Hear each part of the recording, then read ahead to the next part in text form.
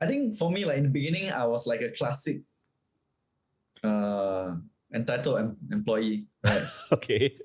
So what happens that I'll graduate, then after that, I just look at my pay like, hey, why am I being paid so low, right? Mm. I got a degree, Mm. why am I being paid so low?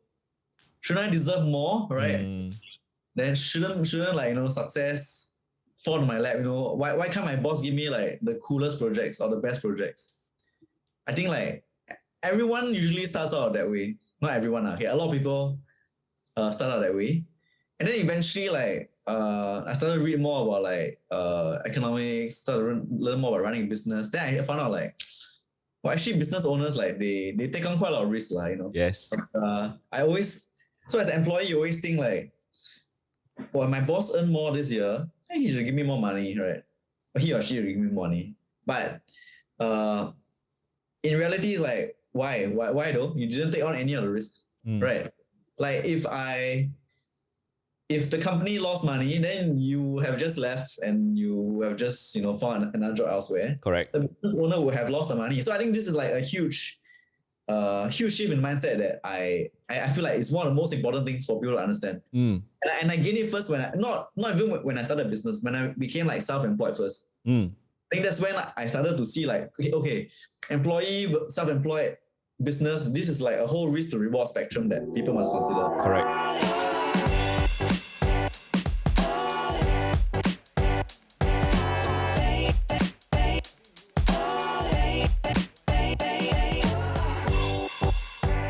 Before we begin the podcast, have you gotten your free ebook? It's called the Build a Six-Figure Portfolio Guidebook. Now, inside it, we share with you the tips and tricks to bring your stock investing skills to the next level. The best part, it's only 10 pages long and it's totally free. Whether you're on Spotify or YouTube, the link to download is in the description, or you can go to www.firl.co/free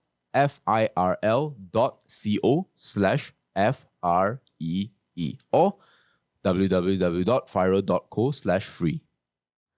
Hello everyone, welcome back to the FIRL Podcast, best place for long-term stock investors. Usually our guests are very hidden, right, John?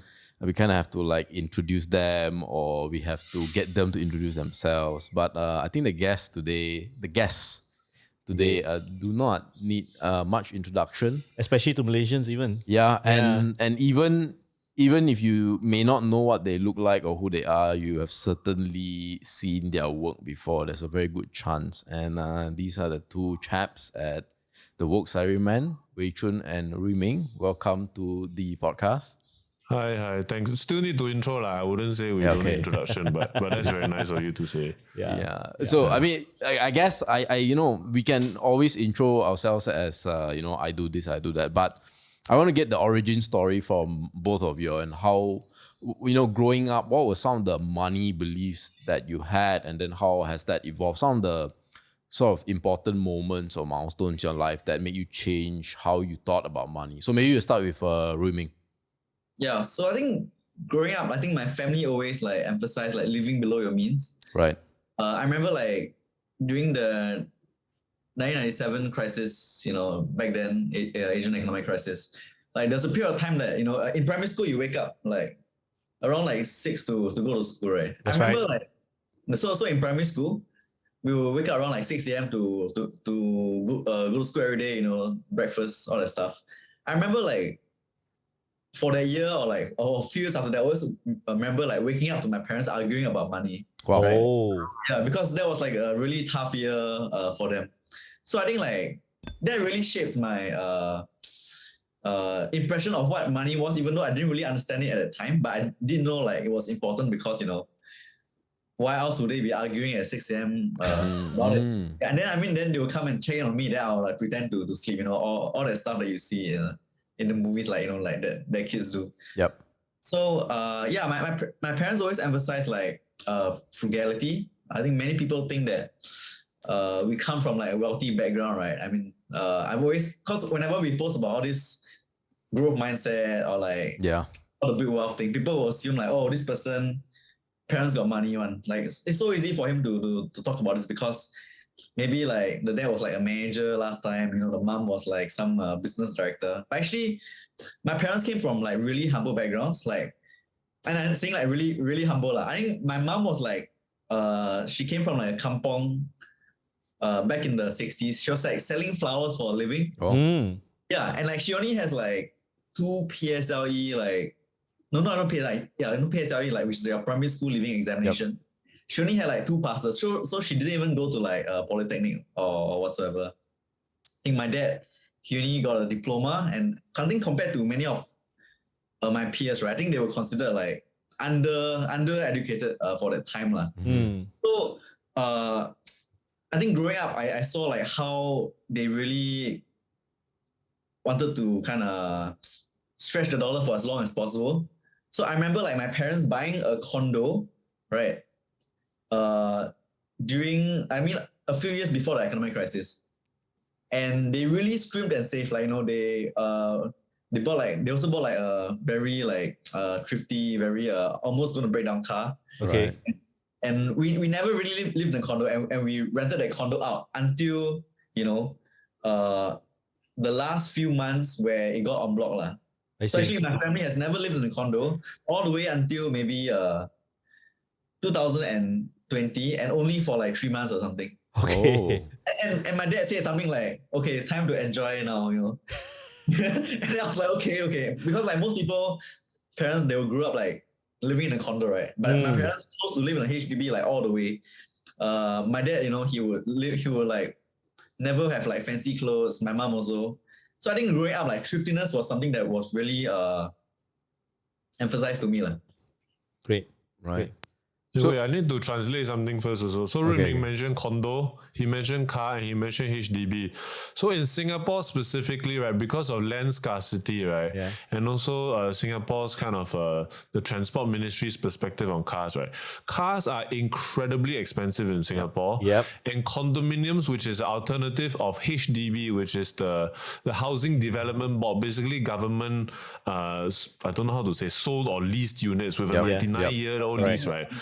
So condominiums are super expensive also, like typically. So what Ruiming is saying that they bought it for investment purposes, right? Not to enjoy. As I think like now it's a pretty like dated concept, but for that time I think it was like groundbreaking. I can actually buy a condo and not live in it. I think yes, correct. Wow.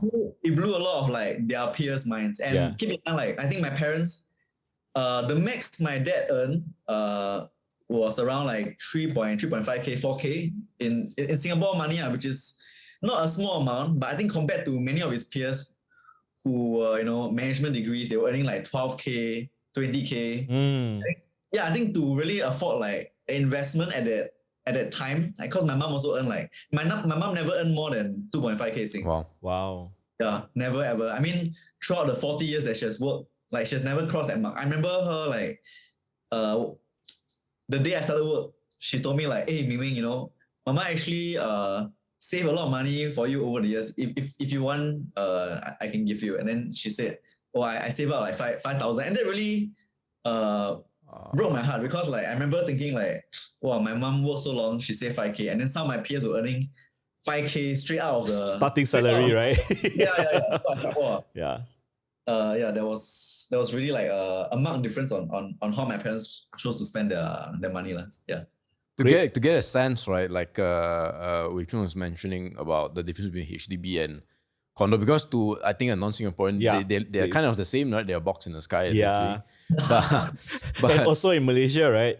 Poor people stay in condo, and then rich people stay in landed. I appreciate Wei Choon giving that perspective. But what's the price differential like for us Malaysians who may not be aware? Okay, so my parents bought, at that time, I think it was 1991, they bought their HDB at around, I think 60k. HDB is 60k. I think the condo my dad told me before, it was 300k. Wow, 5x. 5x. No, the impressive thing is that he did it on a 3.5, 3.3k salary, right? Hats off. But they really like super kiam about things. Right. Okay, I actually have a lot more to ask about that, I think, but I need to ask more about Wei Choon. Because I know Wei Choon, you're from Malaysia, correct me if I'm wrong, right? Yep. So what Johor. was a 7-year-old Wei Choon and his money beliefs like?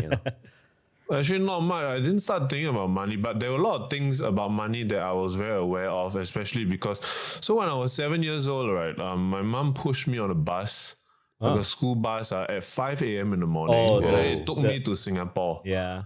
And then I had a sort of a lanyard around my neck, and then my passport was dangling on it. And she said, never ever take it off because you lose your passport. You get stuck in Singapore. And I was terrified. I cried on the way there. Wow. I didn't know what was going on. They shuffled me to a class. And then that was my life from 7 until 16 years old. So it was a life where, Ruiming was about waking up at 6. I woke up at 4:30 on average. And then I would basically go peak traffic in the morning, travel to Singapore.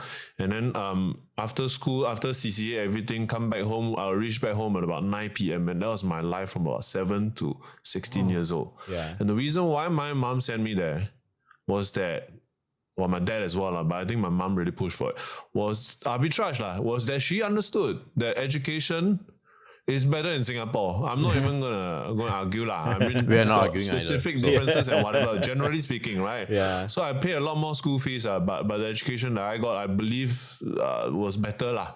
My brother and sister, who are 9 and 10 years older than me in Malaysia, they grew up in Malaysia. They studied in Malaysia. They went to private Chinese schools in Malaysia. So their cultural exposure and their educational exposure very different from me lah. I see. So this thing about money, right? When I got pocket money, I always understood that my parents earn this money. It took them a lot of effort to earn, and when I go to Singapore, that effort is diluted by 3 times or 2.5 times last time. Back then, yeah. And then the idea of exchanging and arbitrage was always very clear to me, and I'm very grateful for that, but also it's made me kind of grow up very ambiguously. I feel half Malaysian, half Singaporean. When I go Malaysia, people say I'm like Singaporean. When I go Singapore, people say I'm like a Malaysian in terms of how I behave and stuff. So one of the most vivid memories of my mom talking about money. Actually, it was not a very frugal one, but I like her perspective on it. I wanted to save money and not buy stuff or whatever when a peddler was coming up to us and selling something on the streets. Yep. Okay. And then my mom say, 哎呀，让他赚，让他赚一点钱，不用紧的. Basically, she's saying, let people earn a bit, it's okay, because it's the economy, it's the exchange anyway, right? Yeah, so yeah. money out, money in, and then vice versa. So she always told me don't need to be afraid of spending on things you have to spend. Things like, you buy nice or you buy twice. So buy good quality stuff. Otherwise you spend more money in the long term. And also things like just being okay with spending money to let the economy roll. But also you see money going out, it also encourage you to go and earn money lah. So that was kind of my perspective when I was young on money lah. But that was little change lah. So am I right to say that your mom had a much bigger impact than your dad when it comes to like money beliefs? Well, my dad actually was not around a lot when I was home when I was a kid, because he was overseas. He went to China, US a lot to earn money and stuff lah. So I learned money from him from a much later point of view, from a much more like entrepreneurship, like because he was a manager and he ran the company and stuff. So I would learn from him that stuff. And my dad is a hardcore hustler lah. Like he didn't grow up rich. Also, his dad was an immigrant from China, and they cut hair and stuff.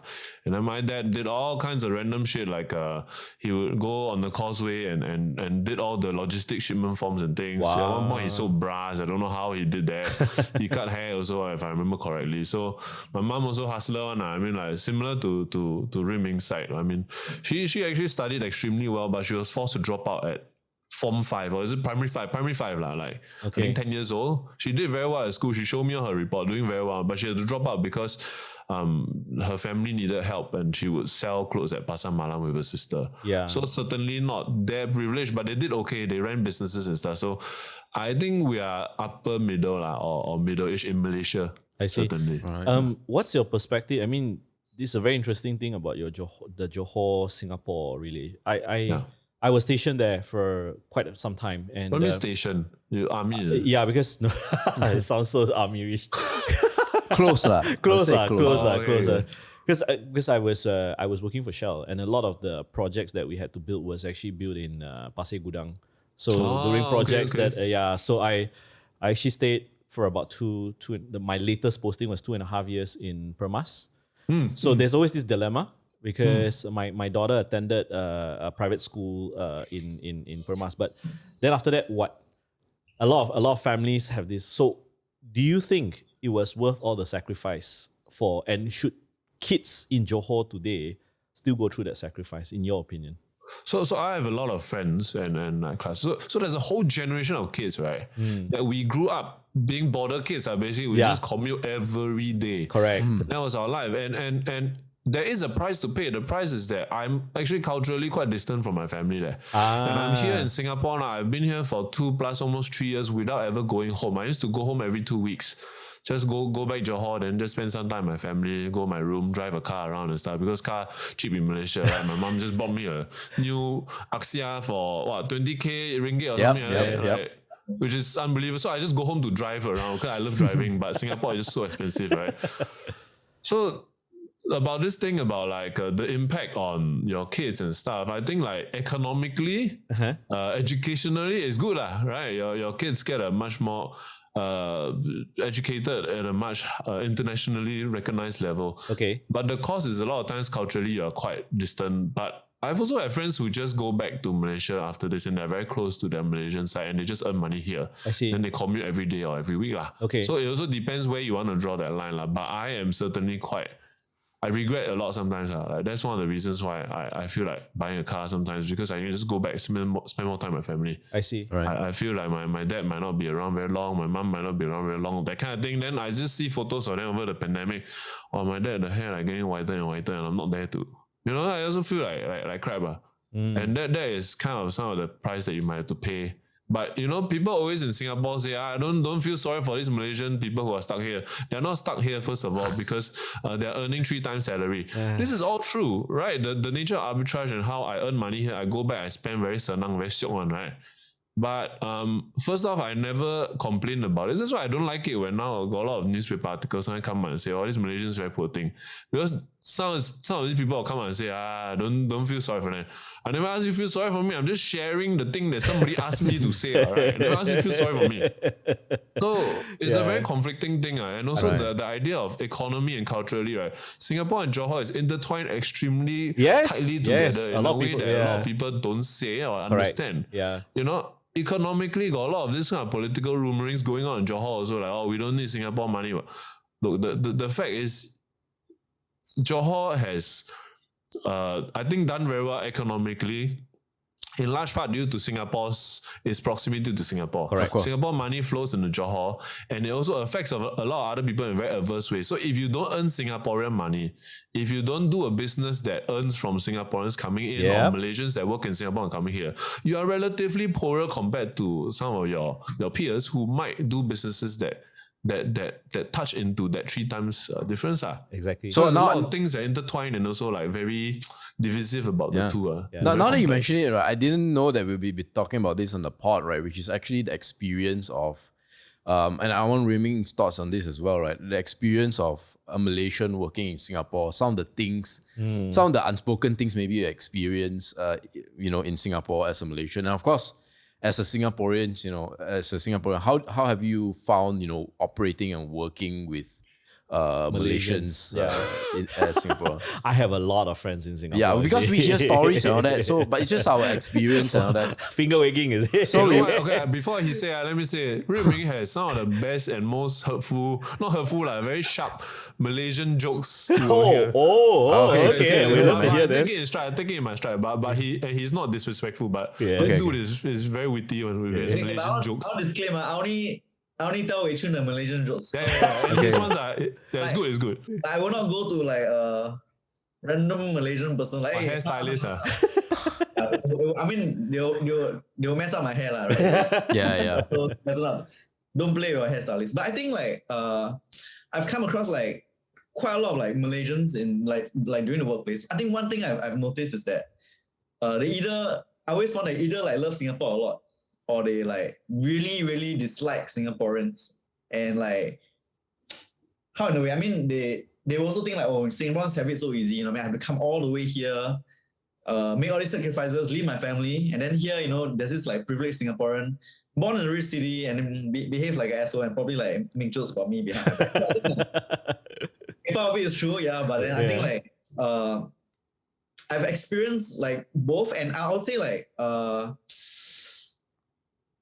the latter's mindset I can kind of understand, right? Because I think growing up in Malaysia, and I'll find like a lot of these people are Malaysian Chinese. Yeah. Right? Yes. So they will try to leave Malaysia because they feel that things are. Well, I'm trying to toe the line here.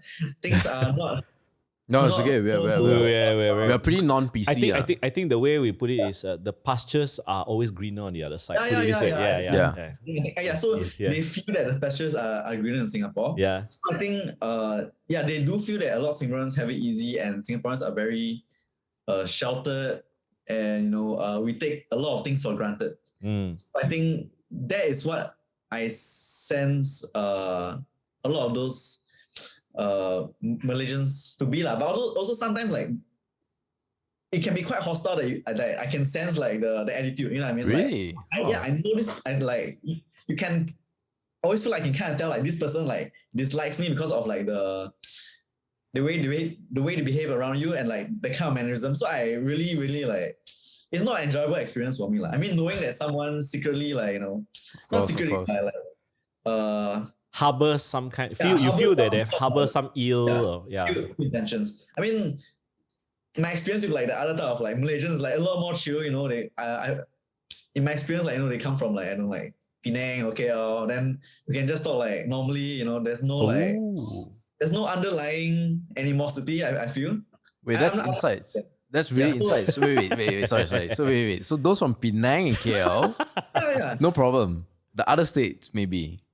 Am I right to say that? So you're saying state is the difference, Blue? No, I mean in my experience, Okay. No, I've not heard that before, so it's very interesting. My friends from like not from KL and not from Penang, they can be quite like. So you're saying the first one? So I'm the first one, is it? Like back, like I think 2 years ago, I lived with like a Malaysian guy, and then he said he was like from Selangor or something. Oh, he just hated my guts for some reason. I mean, it was really animosity. It was really like unpleasant. I could be that you're renting together. Yeah, renting together. So like, I mean, I also don't want to spend so much money on my room, right? Yeah. So he would rent like the common bedroom in a HDB flat. Then I'll rent the master bedroom. Okay.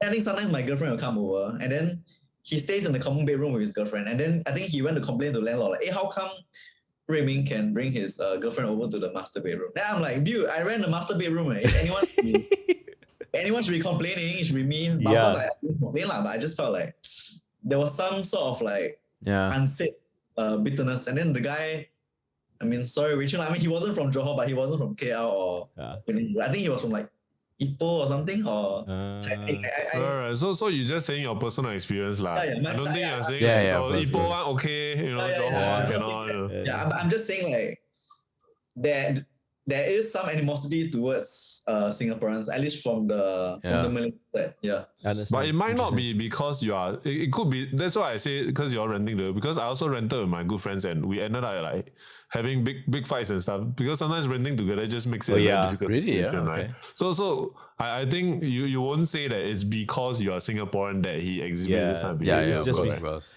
Yeah, I think so. The renting is like, I would say like it's one example. But I mean there are also like other instances that like I feel like there is some tension, right? Yeah. Right. Also, okay. How about sorry, your question? Yeah. So I was going to segue into how did you both cross paths? Yeah. In a way, it's like how do you bump into each other, and where do you guys get the idea of starting this actually? Anyone wants to start? I will say how we met, and then Ruiming, you can say how the Woke Salaryman started. Yeah. So Ruiming and I met in Polytechnic. We were Ngee-Ann, is it? Ngee-Ann Poly, yes. Okay. 18, 19 years old. We were studying mass communications. Yeah. And actually, we never worked together. It's just actually we were in different cohorts as well. Okay. I just happened to be doing my internship at school. Basically, you could do an internship either with a company outside or you could do it as part of like we have our school newspaper, school magazine, school radio station and stuff. Then you can do it as part of the internship that you are almost like a full-time designer or full-time writer for that publication kind of thing in school. So I did that. So he at the time was also writing for the school, I think magazine or newspaper. So I was the designer. So he would just sometimes make his way into the office and then we just hang out. I was doing handstands and I think that was what you remember. Because last time I was into gymnastics and stuff. So I was doing handstand like at night when I was like very stressed out from work and shit. Then he would just hang out also. And I remember one of my earliest memories with Ruiming was that I don't know for what forsaken reason he asked me to do this with him. He said, "Why don't you want to throw plastic bags filled with water down from the building?" So our the neon media level is like I think level 9 or level 10, very high up. So he just found plastic bags. We went to the toilet. Then he had to keep pushing, fill that, then throw it down, and it made this tremendously like noise. I don't know why. It's just a hilarious thing. We're giggling like little kids, and it's just a very Ming thing to do. And we hung out socially as friends for a while. Then eventually we started becoming more money-minded and stuff. And then Ruiming is also very financially savvy. Like he knows all this stuff. I'm still not a big fan of personal finance, honestly. I just draw the content and I try to relate to the layman perspective. But Ruiming has a lot of the more technical. So whenever I wanted to ask questions about investing, I'll just ask Ruiming. Then eventually we talked about, hey, let's make money somehow together or something. And then we also had a lot of grievances about content because we're both content makers. So maybe Ruiming can take over. How did you start Woke Salaryman? So how we started Woke Salaryman was like, I think we would gather around like after we left. Okay, sorry, I'm very bad at this. Okay, so Wei Choon and I worked in a company together called Mothership. So it was a news site. Mothership, yes. So we worked there for I think like 3 years or something. No, I think 2 years, 3 years. It's like SAYS in Malaysia, something like that. Yes, I really like the series they have now with Andrew. Yeah. The one where he the Tauke, then he interviewed the Tauke. Hilarious, man. Yeah, okay, continue. So we worked in Singaporean SAYS for I think 2 to 3 years. Then after that, I think we both left for different jobs right? But then like Wei Choon and I would remain friends and we would talk about like what makes good content often and how to make money. So I think like every time we meet up, we will just talk, then there'll be like some silence. Then we'll be like, hey, how to make money? So I think that was like a recurring thing. So we had this idea of like, what if we what we're able to break down personal finance into something so easily understandable that people could easily understand it. I mean, like people could get it, right? So if you could explain personal finance, you could probably do it for many other things. And our intention was to use Woke Salaryman as like a portfolio piece to kind of show clients like, hey, actually, you all think we noob, right? But actually, no, we got this page called Woke Salaryman. Actually, doing pretty decent. So the idea was that then we would sell people like either our consultancy services or we sell people like courses on how to create content. I see. But I think along the way, it just took on a life of its own. Like we just got like sponsored content and we just thought like, okay, maybe you can try doing this instead. And then 2 years later, here we are. Okay. Just want to peel one layer off. Among your peers and your friends, right? Like, Wei Choon says that he's kind of a noob into investing and all that, and he refers to Ruiming you. Among your peers, out of your 10 peers, how many Singaporeans actually talk about money openly? I'm just very curious. Money, investing. Yeah. I think depends when you're asking. I think maybe like 3 years ago, nobody talked about money openly. Okay. Yeah, because it's I mean for all the reasons like in Asian cultures we don't want to boast. Yeah. I mean unless you insurance agent or it's a property one, then you always hey look at all my money. The normal person, if they are not insurance agent or real estate agent, they are not like that, right? Okay. I think during the pandemic, everyone got locked up. Then everyone got like money from the government. Then people started to talk more about money. I think attitude started changing. I see. Everybody want to talk about investments. But before that, they needed to settle like emergency fund, right? Before they can leap into crypto, S&P 500, stuff like that. So I think the attitudes of money among Singaporeans, and I think the whole actually has really changed during COVID-19. I mean, you can see like in America, there was like a sudden explosion in popularity of like Robinhood during the pandemic. Oh, yes.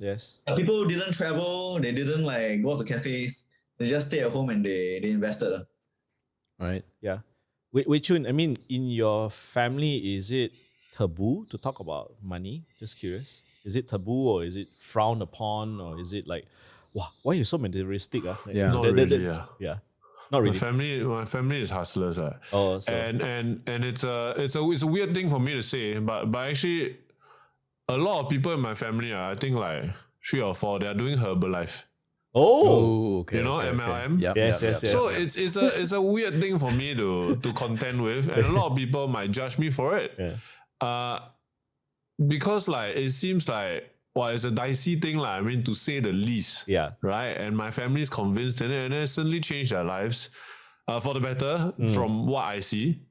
So it's money is not a taboo thing. It's just that I don't know if they can talk to me about stocks and investments and ETFs and things like that. I see. Actually, like following to your previous question also, it's quite interesting to see how things have changed when it comes to younger people talking about finance. Correct. Because in my days growing up, I'm an old man. Okay, I'm not. I'm 32. Ruiming is 32. You're talking to a dinosaur here, okay? Okay, please. sorry. Yeah, that's why, I'm just kidding. I stopped. Yeah. So, Please don't say old man again. I would say old man. Just kidding. Like when I was in secondary school, like 16, 17, right? Nobody would talk about money, like it just like last week I was on a bus and I saw like kids talking about money, like secondary school kids in uniform talking about investing. Wow. Not saying good or bad, but I just feel like the image around money has changed socially. Like, hey bro, you got to invest in this or not? Hey, do you look at that? Or I hear this thing is going out, this thing goes down. It has become a thing that more people are talking about socially. I didn't think it was like that in the past. Before it was more like a more underground or kind of a nerd kind of thing, like where you talk about money so openly. And I can recall a conversation that I had at Ruiming that we went out with some other friends of ours. And actually, I remember this very clearly. It was a handlebar restaurant in Ruiming. And it was us two and then a few other friends. And we were dominating, I think, a part of the conversation, talking about money and politics and economics. And I realized halfway through, I looked around the table, everybody's bored. It's just like two of us talking intensely about money. So still, even though, younger people get into it, it can be a very socially I don't know, like it excludes people as well. Understand. No, because it might make people feel like, I don't know what they're talking about. Am I falling behind? This doesn't concern money also. Am I just very lousy? So I think breaking down the barriers of entry is extremely important. That's the reason why I was sorry, Ruiming. Go ahead. Actually, I think there's another thing at play here. Most people just talk about like price action. They just talk about what price it is. Yes. Do not talk about why it's increasing or like the fundamentals. Yeah, exactly. So, I mean, it's very easy to talk about price. I mean, today I can say, my Bitcoin. The Terra go down, Terra go down, right? But actually, like beyond that, there's no understanding on why blockchain is being adopted, why crypto is being adopted. So I think like that's that thing to consider also. I actually, it was a leading question because you guys came into the conversation and said how do you were finding ideas on how to make money, and then you guys stumbled upon personal finance. So I was trying to deeper to why did you guys focus on personal finance as content creation versus other thing? Was it something very personal to you people? Was it something that you felt that there was a trend that was changing? That's why because you guys at the core, you guys are content creators, and why personal finance? But there must be some reasoning. I don't know. I don't think it was ever a clinical thing where we sat down and then we crossed things off that didn't match it. I think we all tried different things. I also tried doing comics about different things. So I'm not the best. I draw most of the things. I'm the art director of the comic. I'm not the best comic creator. Ruiming, I don't want to speak for him, but he also wouldn't say he's the best number one writer out there. And also when it comes to financial knowledge, we are not the most technically savvy or most financially literate, or we know everything about finance. We are, I think, pretty okay content creators. but it just the sweet spot comes in merging all these things together. I see. You see, there are a lot of other things that we're interested in. We're interested in history. We're interested in things like Ruiming, for example. He can talk your ears off about World War II. Oh, you got a fan here too. He loves that stuff, and I learned so much from him when it comes to. So he was in the Navy, and then he talks to me about like the first time where the Japan met the US in battle. Sorry, Russia. Yeah. So all these things and it's so fascinating. That's why we love things like Attack on Titan, because it combines all these things together. Do you guys like the ending? Have you watched the manga? Do you like it? Yes, we have. And we talked extensively about it. I'm okay with it. Yeah. I'm okay with it also.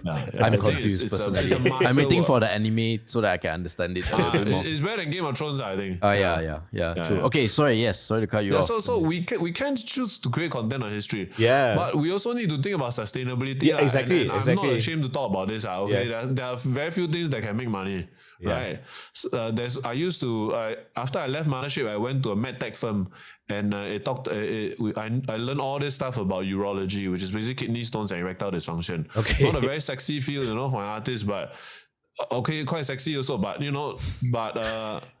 that's where the money is. That's why I realized, money is in things that people are reluctant to go to. So finance is one. Yeah. Real estate. Medical insurance, this kind of thing lah. So money happened to be something I think, or personal finance happened to be something that we had in common, that we thought actually can do something else. Because if you can make good content out of personal finance, you can do that for a lot of things. And actually, what we do with the comics is we take something very complex and very boring, and we make it interesting and less complex. Yeah. So you imagine doing that for medical, for real estate, for history. A lot of things you can apply that to lah. Yeah. Right. Actually, we also love biking but very hard to make content on that for now. Yeah. My personal favorite was the one with the sea, and then everyone's swimming in the sea, and then you climb at the first base, which is just beating inflation. Then you want to climb the mountain of the investment. mountain. I mean, for me and MJ, as content creators, we know.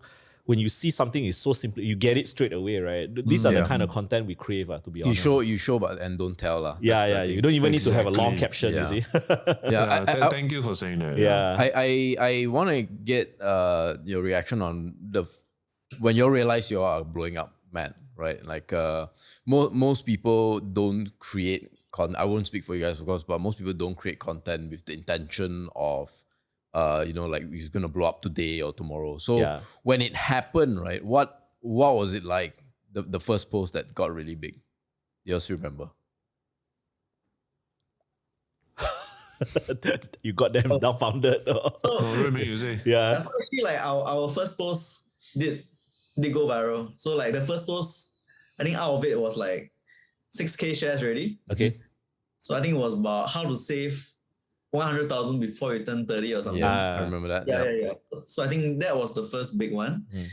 And then after that, I remember Wei Choon and I just met. Then we were like, actually, we got something here. Should we try to continue and see how far we can take it? But we just kept thinking of what would be interesting for our audience to know, or like we try to publish something that we felt was like hot takes lah, on things people will say, for example, people always say, money cannot buy happiness. Then we're like, not really, there's something there that you never really explain, right? So I think that actually led us down like the path of regular content creation. I think the thing about content creation, like I think many people can create a good piece of content.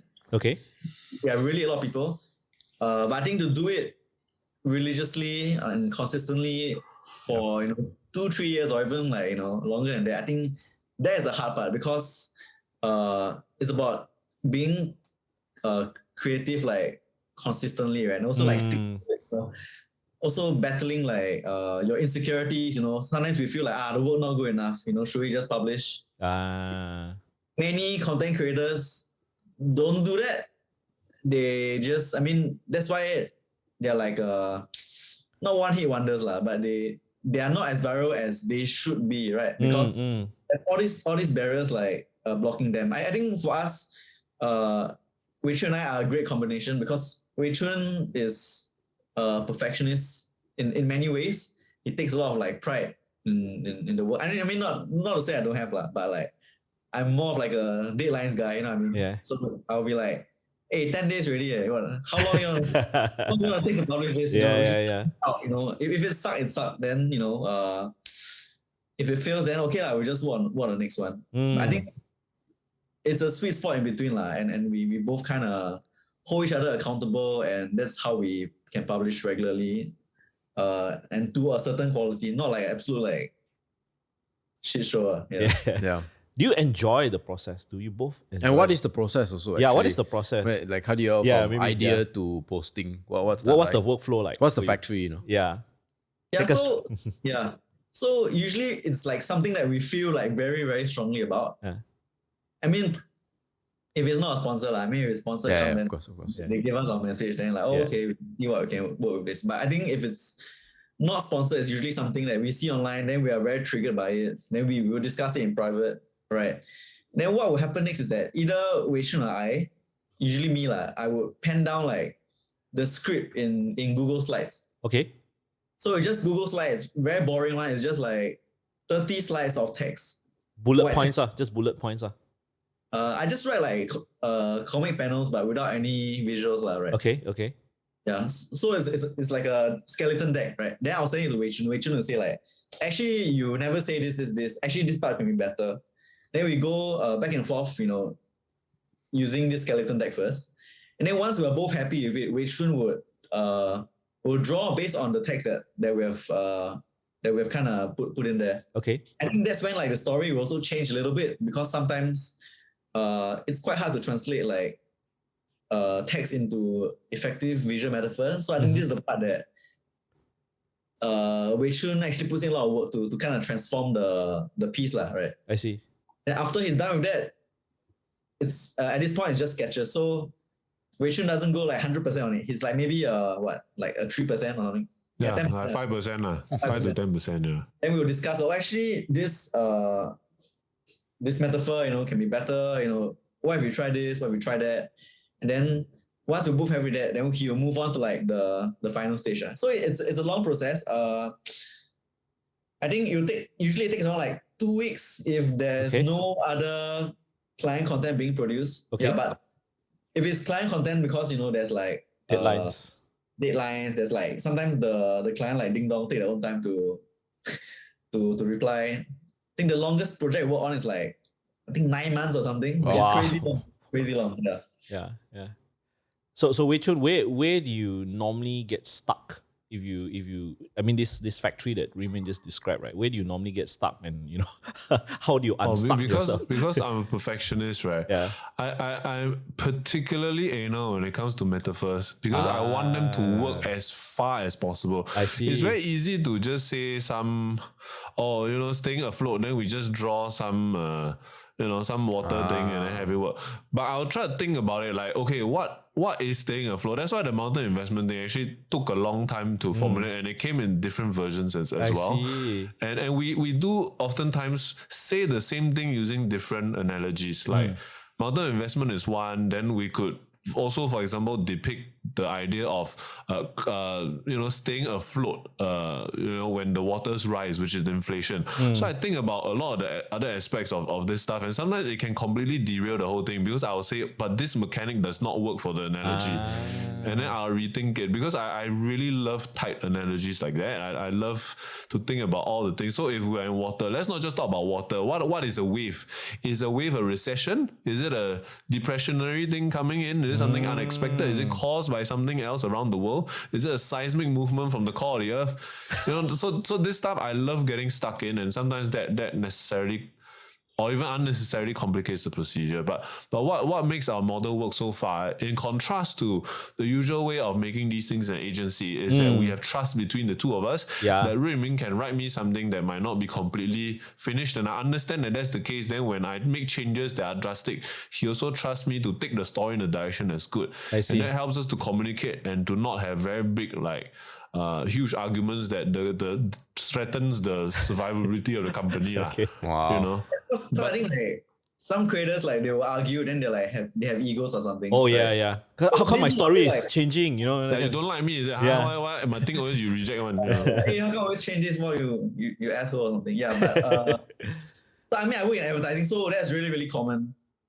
But I think for Wei Choon and I think somehow we managed to like put that aside, because like I trust that he wants like the best for our audience. He trusts that I want the best for our audience.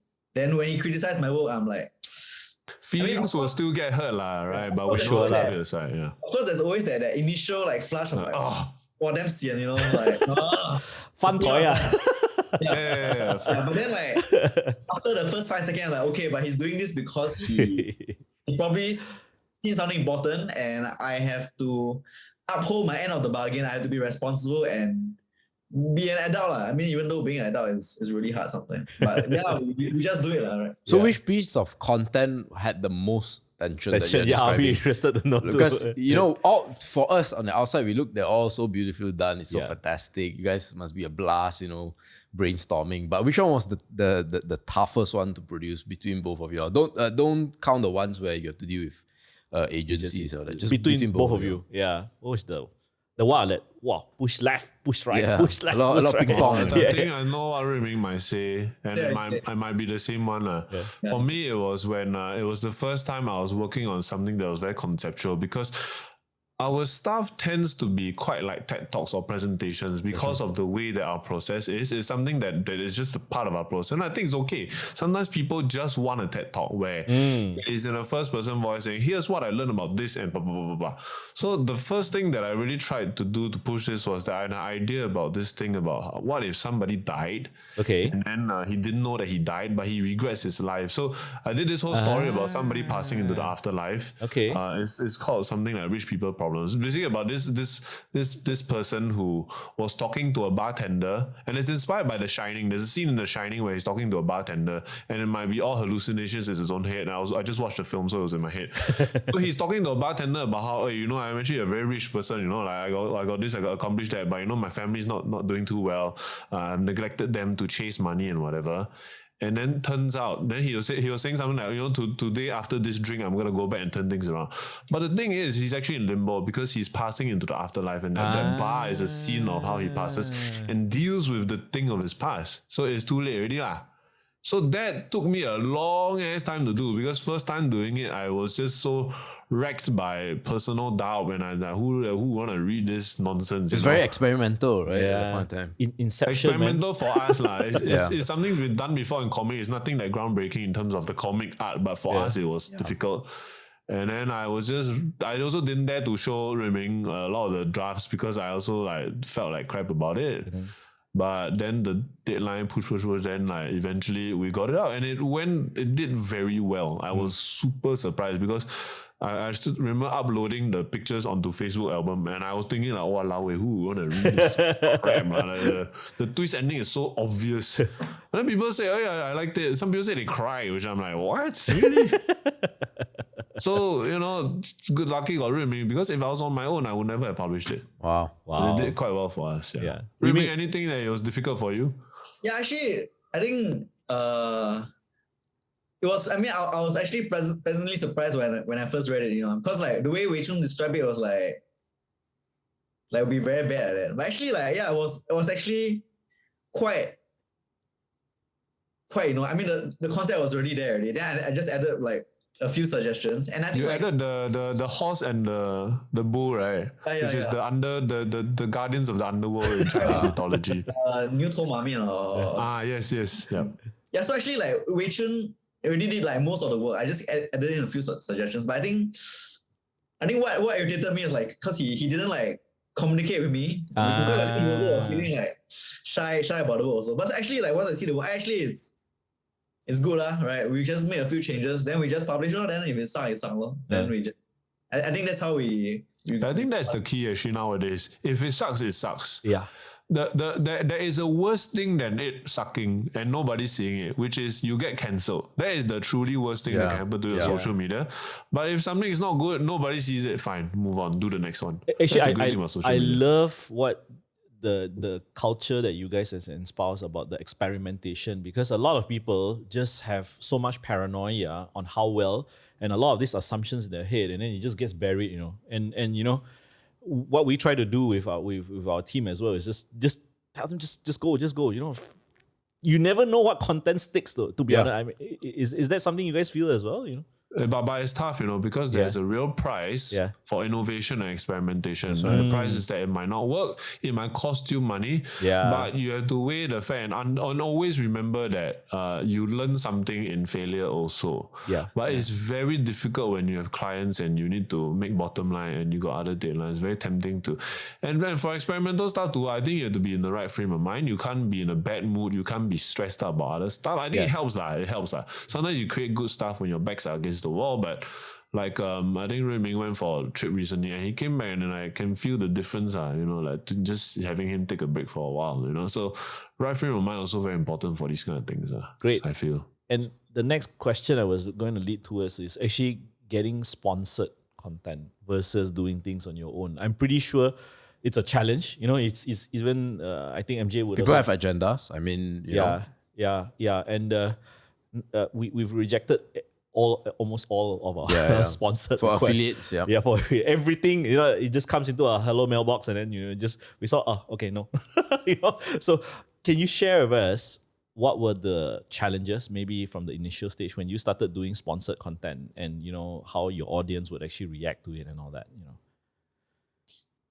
I think in the beginning, everyone was really happy for us. I mean, I think, people are still really happy for us because like, when you are the little guy, it's very easy to cheer you on. Right? Like everybody loves Death Cab for Cutie, you know, 2007. Wow, Death Cab for Cutie, wow, such a great indie band.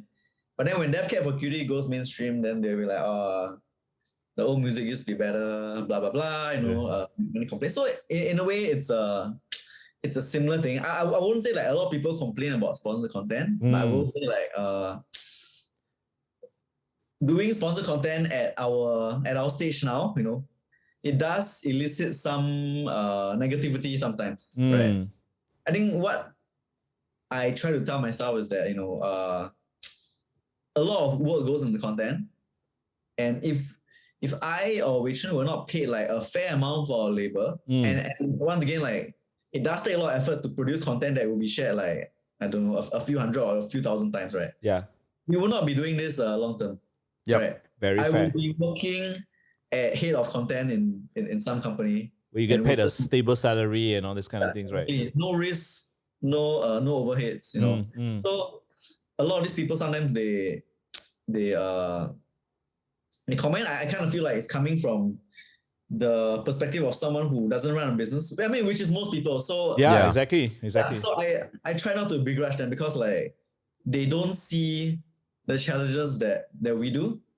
So nowadays I just get like angry for like 5 seconds. Then I try to like, okay, this person probably doesn't understand the challenge, blah, blah, blah, blah. Okay, I'll just ignore it. Yeah, but I think most of the time we really try to make content like as organic as possible. We really, like, I mean, maybe not to your extent, but we do reject like most of our clients that come in. Like, I think there has been so many clients that we rejected, and we could have been like a lot richer, you know, if we didn't turn them away. I mean, for example, there's like insurance link plans, there's like MOM. People want you to shoe like, you know, the newest crypto coin. I mean, if we wanted to participate in a pump and dump scheme, you know, we probably could. Yeah, but I think like Warren Buffett say, like reputation is forever, right? Yes. Easy money is just easy money. So we don't really believe in that. So I think like after all these like safeguards in place already, if people still dislike you for the sponsored content, then okay lah. I mean, we already tried as much as possible to make it as neutral as most and helpful to people. Yeah. And that's the most we can do. Another interesting observation is that typically it's like Singaporeans who complain a lot about the sponsored content because Singaporeans see a lot of ads, you know. Okay. Compared to other nations. I saw this like in a social media study once. So another way I comfort myself is that, you know, if like someone from Trinidad and Tobago like loves the content, text us, DM us, or someone in Canada text us to say like, hey, you know, I shared this with my friends, you know, it was really helpful. So if people all over the world are enjoying the content, like why should I care about what like angry Singaporean guy thinks? Hey, comment. Okay lah. I just that helps me set things in perspective. Because sometimes people just dislike sponsored content because it's sponsored. Right. And I mean, just to add on a point also, what you said, I think they are living in an idealistic world. They expect everything to be free, expect everything to be unbiased, you know. I mean, they look at your content, they get a laugh. Not many things can get people to laugh or to feel anything and all that. And they did it all for free, right? Like, you know, people pay for comedy shows or watch movies. Correct. They expect to pay money. And then when they read a Facebook post that has give the same exact reaction, then suddenly when sponsored content come in and then somehow that becomes cannot. bad. Which I think it might be cultural also, Yeah. because I think the idea of patronship or of patronage, like Patreon, for example, in the US is quite viable. Yes. It also depends on the amount of people that you're appealing to. So if we are Singapore-based, and I mean, our pool of people is less because Singapore is a small country. Yeah. So, for example, if we were to play that YouTube monetization system, right, we are playing to a system that is basically quantified based on populations that are much higher. Even if I capture 90% of my demographic in Singapore, I'm not going to be able to make full-time pay or salary here because Singapore also happens to be an extremely expensive place to live in. Exactly. So there is really very little ways for us to be sustainable apart from taking on sponsored content. And I completely agree with Ruiming. I think like it also depends where that social media platform is. For example, when I first started seeing YouTube, I think YouTube was one of the first places that I noticed on one of the first social medias that when you declare sponsorship, people got happy for you and they accept it. They will go halfway through the video, oh, today is sponsored by NordVPN, blah, blah, blah, blah, and we're okay with it. Yeah. But if it happens on Facebook, wow, people are like, oh, this is sponsored, obviously. So what we do at the Woke Salaryman that I've always wanted to do since I was in Malaysia, and Ruiming also always talked about this, is to declare the sponsorship extremely blatantly upfront. Right in your face. Right in your face. If you see our sponsored content is in caps, we say, please do not proceed if sponsored content offends you. Yeah. Because last time it used to be the big problem with that stuff was what they call native advertising, where you try to hide it. You read the article to the end, allow is sponsored content. So now we just say up front. Yeah. But you see, I wish we could be more transparent about the stuff that we turn down, and I'm sure you feel that too. Oh yeah. Because when people complain, like, do you know what I turned down? Do you know the amount of money that I put on the table? And I just leave there, Yeah. So, Wei Choon, we feel the same frustration. Trust me. MJ and I, we've done so many company videos, and in the comments, in the YouTube comments, walao, you guys do sponsored content. You should mention AirAsia. They say AirAsia sponsored us. I'm like, hello, we wish, I lost 25K on AirAsia. Hello, I say. Yeah. I wish they sponsored. Yeah, man. Yeah, I think there's a phrase for it. Be damned if you do, be damned if you don't. So I'm not here to please anyone. I do what my conscience serves me right. But I think people are turning as more and more people have friends or kids who are doing sponsored or are doing content for a living. Yeah. Because it used to be delivered for you for free, but somebody has to pay. Exactly. So either you pay or the sponsor pay, but you go and see the sponsor. Yeah. And our promise to you as content people, as curators, is an ethos kind of thing. It's a question of character. Correct. You can trust us that we uphold by choosing the sponsors that we take on. Yes. Is that we won't put out a sponsorship of something that we don't agree with. Exactly. And I sleep very well at night. Yeah, exactly. Even though some people think I might not. Because I turned out a lot of stuff. Yeah. So based on that, I think we shouldn't be too bothered. I like the damn if you do, damn if you don't. Yeah. Right. Because one bad comment can really get to you. Yeah. Even though you have like Sometimes 99 good comments. It's like that. Humans are like that because we want to fix the one flaw that we have so we wouldn't die. Exactly. So it's natural, it's okay. But it's very hard initially to get over this thing. Obviously, yeah. We have a rule of thumb. Any product that we don't use straight away. So that's why 100%. Yeah, it's very simple, man. It's like if I don't eat my own cooking, why should I be? I mean, we only have one broker, right? But I think we have like 9 or 10 brokers that ask us to promote their stuff. Not going to name them, obviously. Yeah. But I think now I want to get into the personal finance bit, right? Yes. Your own personal life. I know we touched a little bit about how you thought about money. But as you've entered the workforce, you've been in the workforce for a long time now, running businesses. I'm not sure if you have employees. I'm not too sure about that. But Have. right? Okay. So how has the evolution of your personal finance beliefs been, right? What are the new things you learned in the past decade, and of course in the past 5 years running the Woke Salaryman? I think for me, like in the beginning, I was like a classic entitled employee, right? Okay. So what happens that I'll graduate, then after that, I just look at my pay like, hey, why am I being paid so low, right? Mm. I got a degree, Mm. why am I being paid so low? Shouldn't I deserve more, right? Mm. Then shouldn't like, success fall on my lap, why can't my boss give me like the coolest projects or the best projects? I think like everyone usually starts out that way. Not everyone, okay. A lot of people start out that way. And then eventually like I started to read more about like economics, started to learn more about running a business. Then I found out like, well, actually business owners, like they take on quite a lot of risks, Yes. So as an employee, you always think like, well, my boss earned more this year, he should give me more money, right? Or he or she should give me money. But in reality, it's like, why though? You didn't take on any of the risks, right? Like if the company lost money, then you have just left and you have just found another job elsewhere. Correct. The business owner would have lost the money. So I think this is like a huge shift in mindset that I feel like it's one of the most important things for people to understand. And I gained it first when not even when I started a business, when I became like self-employed first. I think that's when I started to see like, okay, employee, self-employed, business, this is like a whole risk to reward spectrum that people must consider. Correct. The other thing I felt was also mind-blowing was like supply and demand, right? I think we wrote one piece about how like why having a uni degree doesn't mean you'll be paid highly anymore. Yeah, simply because everyone else has like a uni degree, right? And I think part of that entitlement or entitled mindset stems from us, and myself included last time. I mean, maybe now also, I don't know. But only thinking about myself, right? I have this, so I should have this. Actually, it's not about that. It's about what other people are providing and what are you providing in relative to that. I think one of the pieces that we're working on is, which I can just say, right? I just say it.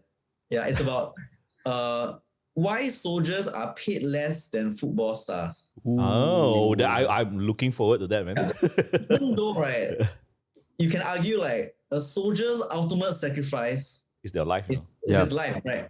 Then how come, soldier is paid, a okay salary compared to, let's say, Cristiano Ronaldo, who doesn't really, risk his life on the field, right? They call it the diamond water paradox, I believe, in economics. Oh, it's called diamond water paradox. Yeah. Basically, water is more important than diamonds, right? For survival, yet water is a lot cheaper than diamds. That also answers like why essential workers may not be paid as highly as what they might be. Yeah. And also because like, I mean, the way I saw it, many people can do the soldier's job. Many people are willing to possibly sacrifice their lives.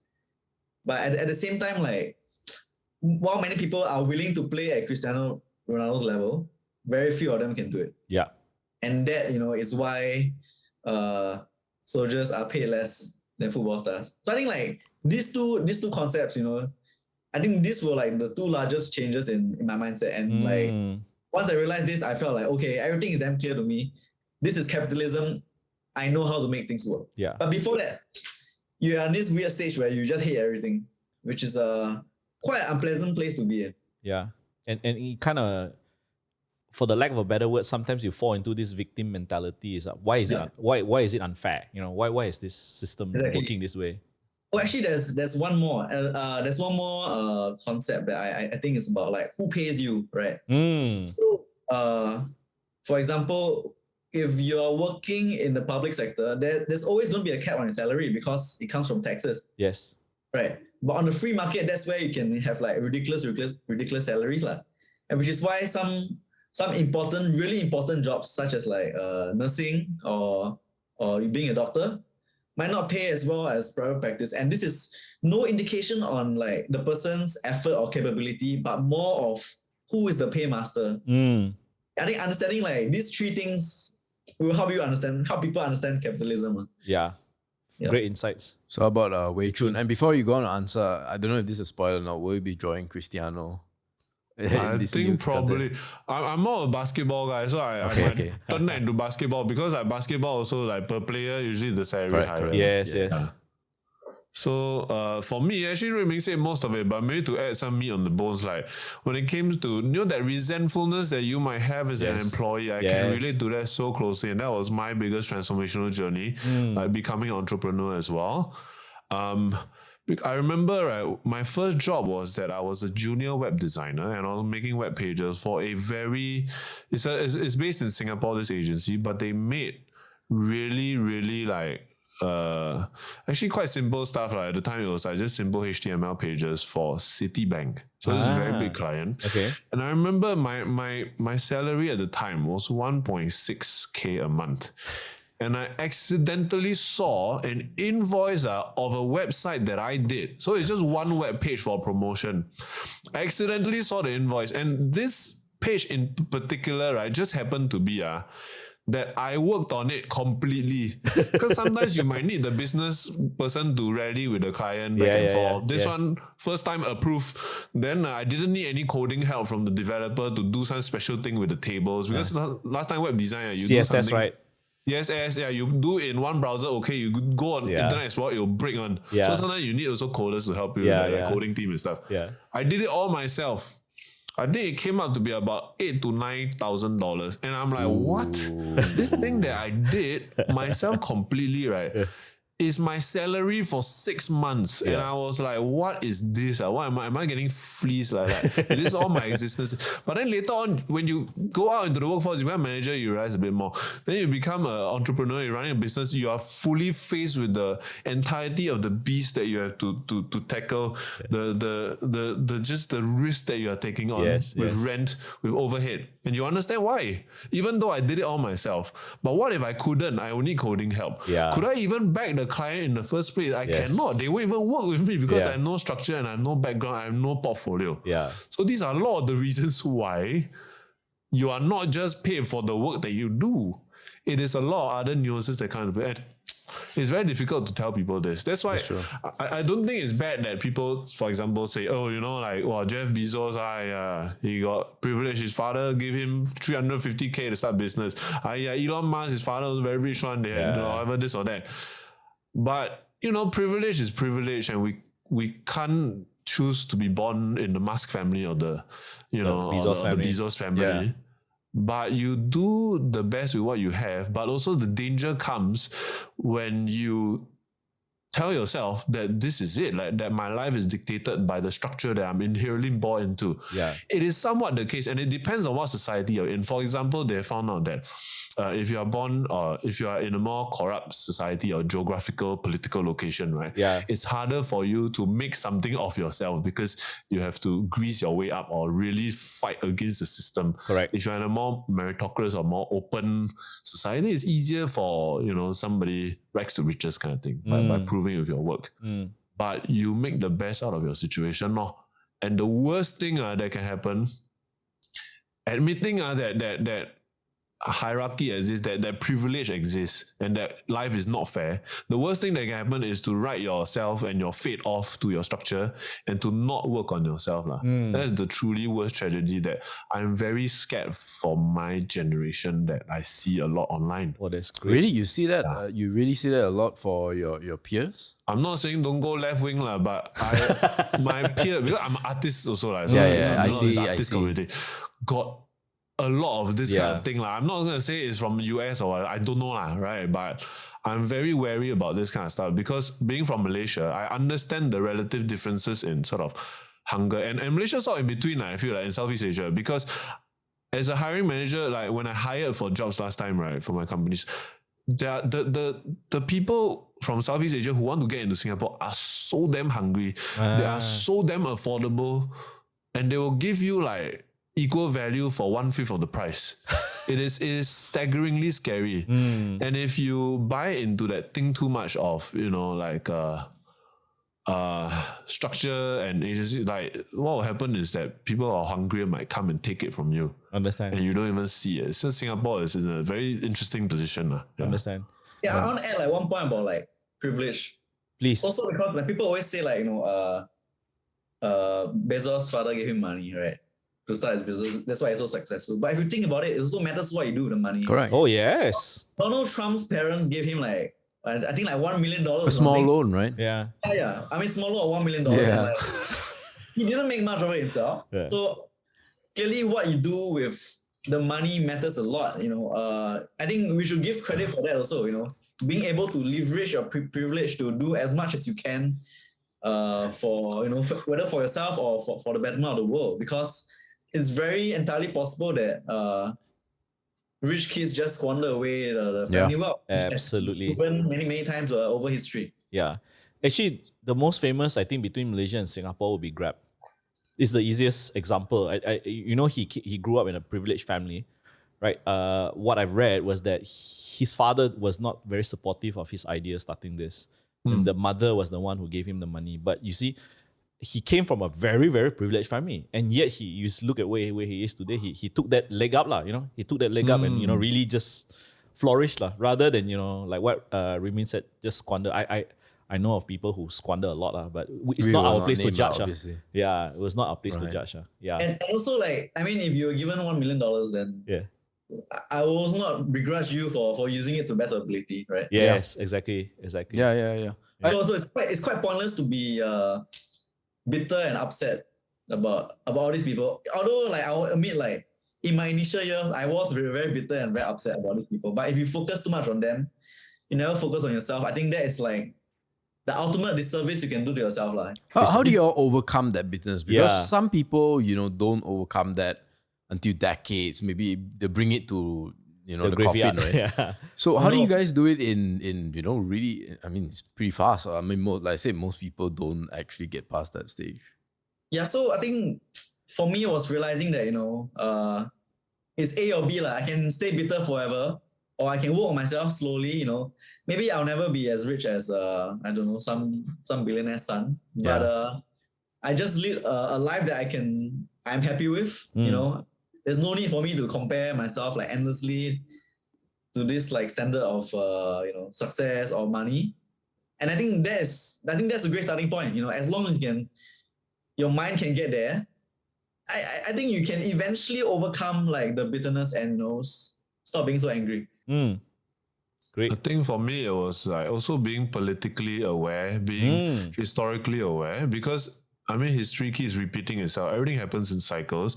And if you are aware of, say, power and how power dynamics work, for example, when it comes to diplomacy, how Singapore does diplomacy, for example, in balancing its relationships with China and USA, Singapore has to understand that it's not a superpower and it can never be on that kind of a purpose. So how does Singapore, despite that, become a formidable, force, certainly economically, in the Southeast Asian region? It is to do with understanding the deck of cards that you have and to play it to the best of your abilities. Because I'm from Malaysia. Malaysia has a huge wealth of resources, land, everything. The rubber plantations, they spread as far as the eye can see. Yeah. But economically, it's not doing as well as Singapore. Why? Yeah. Because of a lot of reasons, but also by understanding that kind of a difference, understanding what makes people end up where they are. The thing about privilege also, we can see in nations as well. And this is something that Ruiming and I talks a lot about. For example, you see a lot of the Western countries talking a lot about human rights, a lot of things about, a proper way of doing things when it comes to human rights or work-life balance and this kind of stuff. One of the reasons why they might be able to afford that is because they have relative prosperity from historical successes. Exactly. US is the same. US is the most powerful country in the world. And Ray Dalio talks a lot about this, for example, in the rise and fall of the recessionary cycle going up and down and up and down.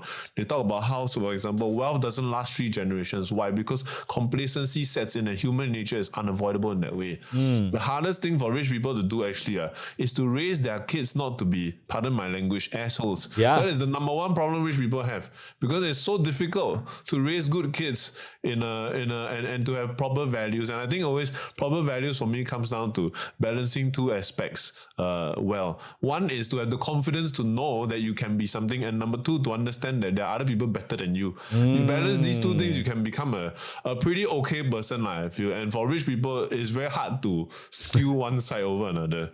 So by understanding all these things and seeing how all these patterns connect when it comes to interpersonally, financially, and also politically, you can see all these patterns happening, a bit like what Ruiming said earlier. So then you understand how it works. The hard part now is to convince our generation, convince the people around us, because it is important, because we can't just work on ourselves and better ourselves we need everybody else to come out. And we genuinely believe that's why we would also do Woke Salaryman even after we've, I think, achieved our financial independence.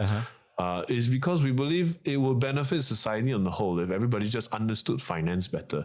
Even if you don't like the world order, you don't like how things work, you don't like fiat, you don't like crypto or whatever, having some kind of ability, having some kind of power or leverage would help you and put you into a better position to change the world according to your better vision. So it helps everybody to understand how the world works first. That's what we are doing. We're trying to help people understand. Then to get enough agency to then be able to change the world if you have a better vision. So we think it's super important. It's such a great point that you brought across, Wei Choon, about money and understanding power and the power dynamics. Because I just listened to a podcast. It was an investing podcast. It's Invest Like the Best, Columbia Business School. And the two guests, I can't even remember the fund's name, but they used to work for T-Row. Both of them were political science majors, international relations and whatever. The lady went to work for charitable causes in the Middle East, helping, and she was there during the Arab Spring. The other guy was a political aide to a senator in Kentucky or Chicago. I can't remember, okay, right? So two people, very politically inclined, and they wanted to make the change to the world. Guess what? The lady saw how Twitter actually changed the Arab Spring. She was there during Arab Spring. And then she realized how money can change a lot of things. Then the senator's aide, she realized that for the senator to do things, it was actually money again. So both of them came to the conclusion that, the center, it may sound, I'm pretty sure I'll get brickbats for this. A lot of people think that when we talk about money, it's very materialistic. But hello, change in the world takes money. It's as simple as that. No, I think MJ was sharing this with me. What was the sister that said, no margins, no mission? Yeah. So it's a Catholic sister. Yeah, Catholic sister. No margins, no mission. So I wanted to just give more credence to what you just said, Wei Choon, about understanding this power dynamics. And a lot of people, for me, I find it very sad, fall into this complacency of waiting for things to happen. And when they wait for things to happen, government is responsible for giving me aid. Why is the Malaysian, especially for Malaysian, why is the currency so much lower than Singapore? Hello, you still have to hustle. It's not such a simplistic, generalistic things about it. And the story I wanted to share and what you've said, Wei Choon, was, guys, wake up, open your eyes. You have to understand how the rules of the games are being played. Don't go around blaming and being yourself a victim to it. I think that's why I wanted to share. So Agreed. Yeah. So I have a question now about your journey making content. So obviously what you do a lot is you look at what's out there right now when it comes to financial advice, and then you give your take on it, right? Through comics. Now, what are some of the things, popular sayings or beliefs about finance that you think are just absolute myths? Like they're completely... It doesn't make sense, or at least it's not very well described, and there's a lot more nuance to it. Anything, like I know earlier on you mentioned money cannot buy happiness, so that's one. So what are some of the other myths that you say that you see in the financial advice world? I think there's one called like in Chinese it's called like 谈钱伤感情 or something, right? You know that one? I don't think I've heard it. Yeah. Well, what's the translation? So in English, it's like if you discuss money, you hurt relationships. Yeah. So actually, I mean, maybe we are like too nerdy in the personal finance space, but I do think like before COVID-19, like many people avoided talking about money because they feel like it's a very sensitive thing. They don't talk about it, and what happens is that eventually the relationship breaks down. Because I think I read in a study like most divorces happen like because of money. Like money plays like a huge part in it. I mean, other than infidelity, but that's nothing altogether. Apart from that, I do hear a lot of like Warren Buffett quotes being like thrown around by people who haven't invested I don't know, not even like 1 year or something. Then they, I don't know lah. They were kind of like take things out of context. Yeah. The one like I most get annoyed with is something like diversification is only protection if you don't know what it against ignorance or something like that. Yeah. Did you know that one? Yeah, Yes. I mean, the more crude version is diversification for idiots. That's Yeah. the So crude it's like version. they call it like diversification or something. Diversification, right? Yeah. So I think right now like it's very fashionable to hold on to that thought, right? Because I mean, individual assets are doing well. You know, if you buy Bitcoin, you will make a lot of money. You buy Tesla, you will make a lot of money. But what people often forget, like, you know, we are in like a crazy bull market, you know, since the Great Recession, you know. And this idea of like not diversifying, I think is quite harmful. Another thing that should be taken into account is that Warren Buffett's target audience when he was saying this was probably other fund managers, right? Yes. It's not the everyday person. Yeah. So this is something like I feel like many people, especially those type of like influencers lah, right? They will come and like say this and make everyone think like diversification is bad. Yeah. Right. I think that's really dangerous because I mean you get overexposed to like one asset and then if that tanks, you know, you're wiped out lah, right? Correct. Yeah, so people always say like if you make diversification, you will make like less money. I think like for the last 10 years, that's been true to a certain extent. But also I would say like, you know, diversification also means like it doesn't always mean you lose money because sometimes all assets can grow at the same time. Yep. Not as fast. And you kind of have like financial security doing it and it adds to peace of mind, which I feel like is the long-term factor when it comes to investing. Yeah, versus people who just like panic sell when stuff crashes. Yeah. True. Wei Choon? I don't have one off the top of my head. I agree because I'm actually I'm quite boring when it comes to investment. I just want to know enough to beat inflation, and that's all I care about. And maybe the 4% rule is what I would need when it comes to a guideline for knowing how much I need to retire. So that's interesting, the 4% rule, because I know people debate about this all the time. Like, is 4% actually enough to withdraw your fund? So I mean, do you guys have thoughts on the 4% rule? I use it as a very rough figure for myself to gauge how much I will need invested when I retire. But when I say retire, I'm not going to stop working anywhere. I just hate all this fire movement stuff personally. Yes. Please. I hate the RE part. I just hate retire early. Like the version that I came out with Ruiming was FIMI, FIMI, which is financial independence, make an impact.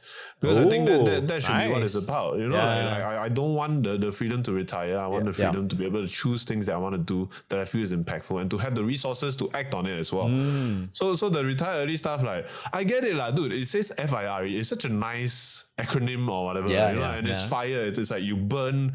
It's very hot and attractive, and it lights a fire under your ass and everything. But when you get down nitty gritty, I just don't like the idea of like just retire and like sip my ties on the beach somewhere, you know, for the rest of my life. I don't want to do that. So the 4% rule for me is just I'm gauging at about if I remain single. In terms of like, I don't have kids. I'm married lah. Yeah. But if I don't have kids, I can see myself something like what 4K a month, something like that, Singapore dollars. So I multiply by 25 of my yearly annual expenses. So that would be about $1.2 million.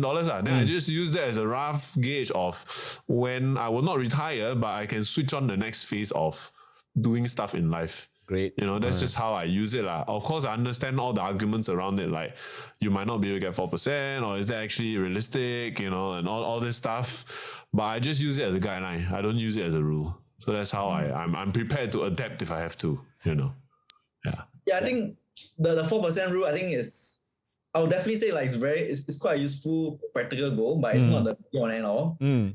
I mean, which is why in the meantime, we always stress to work on your earning power so that, you know, if your investments don't do well, you know, your earning power is still there to kind of carry you. I think some food guys at the door, I have to go and see. Sure. Ayo.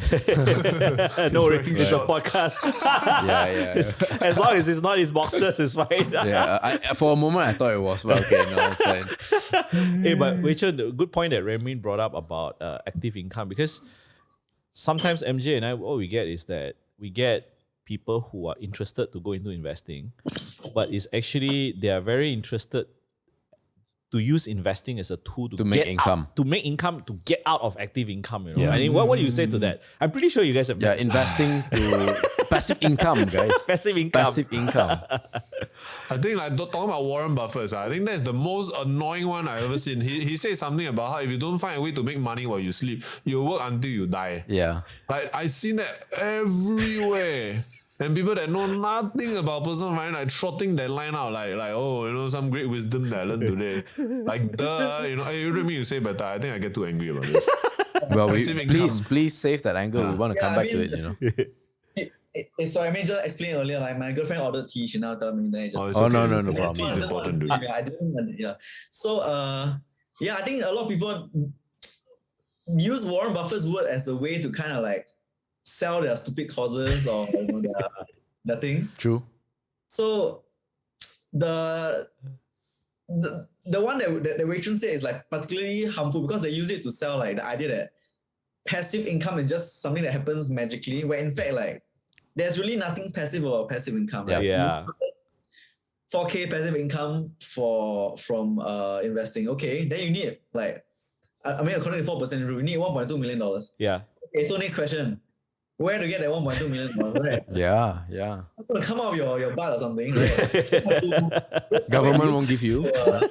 Won't fall from the sky. You're gonna have to negotiate, you're gonna have to increase your earning power, you're gonna have to learn the skills. Then you can, you know, get $1.2 million. Then you can have passive income of 4K a month, right?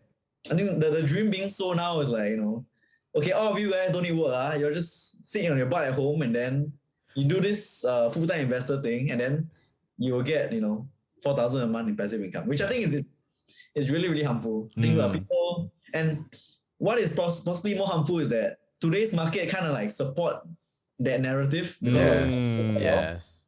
So it's even more daily. I mean, because we live in incredibly exuberant times. I think Robert Schiller would call it like irrational exuberance. Correct. Yes. Yeah.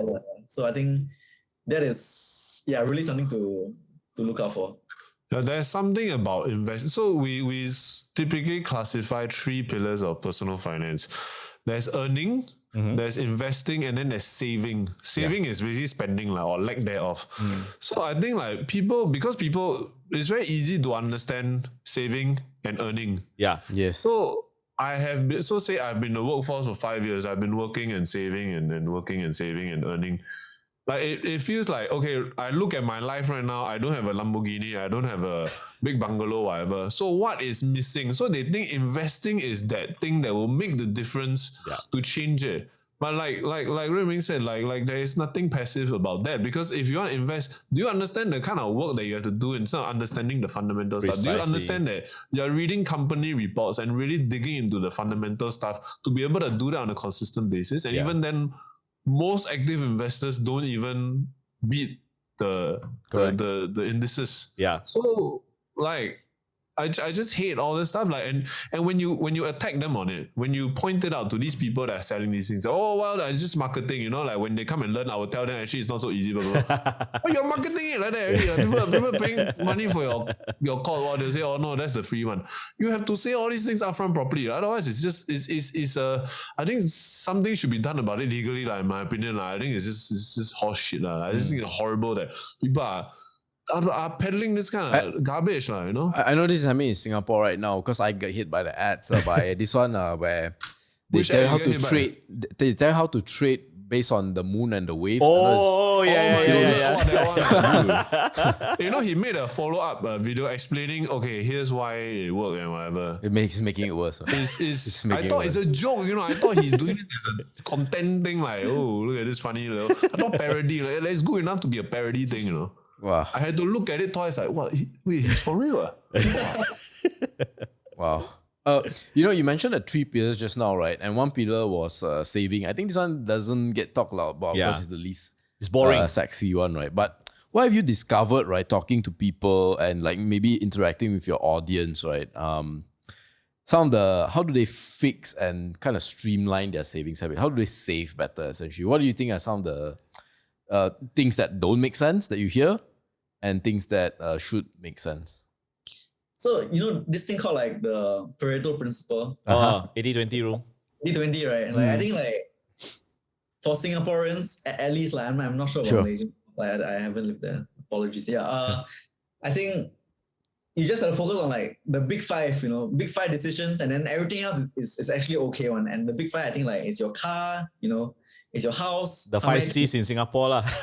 No, not the 5 C's lah.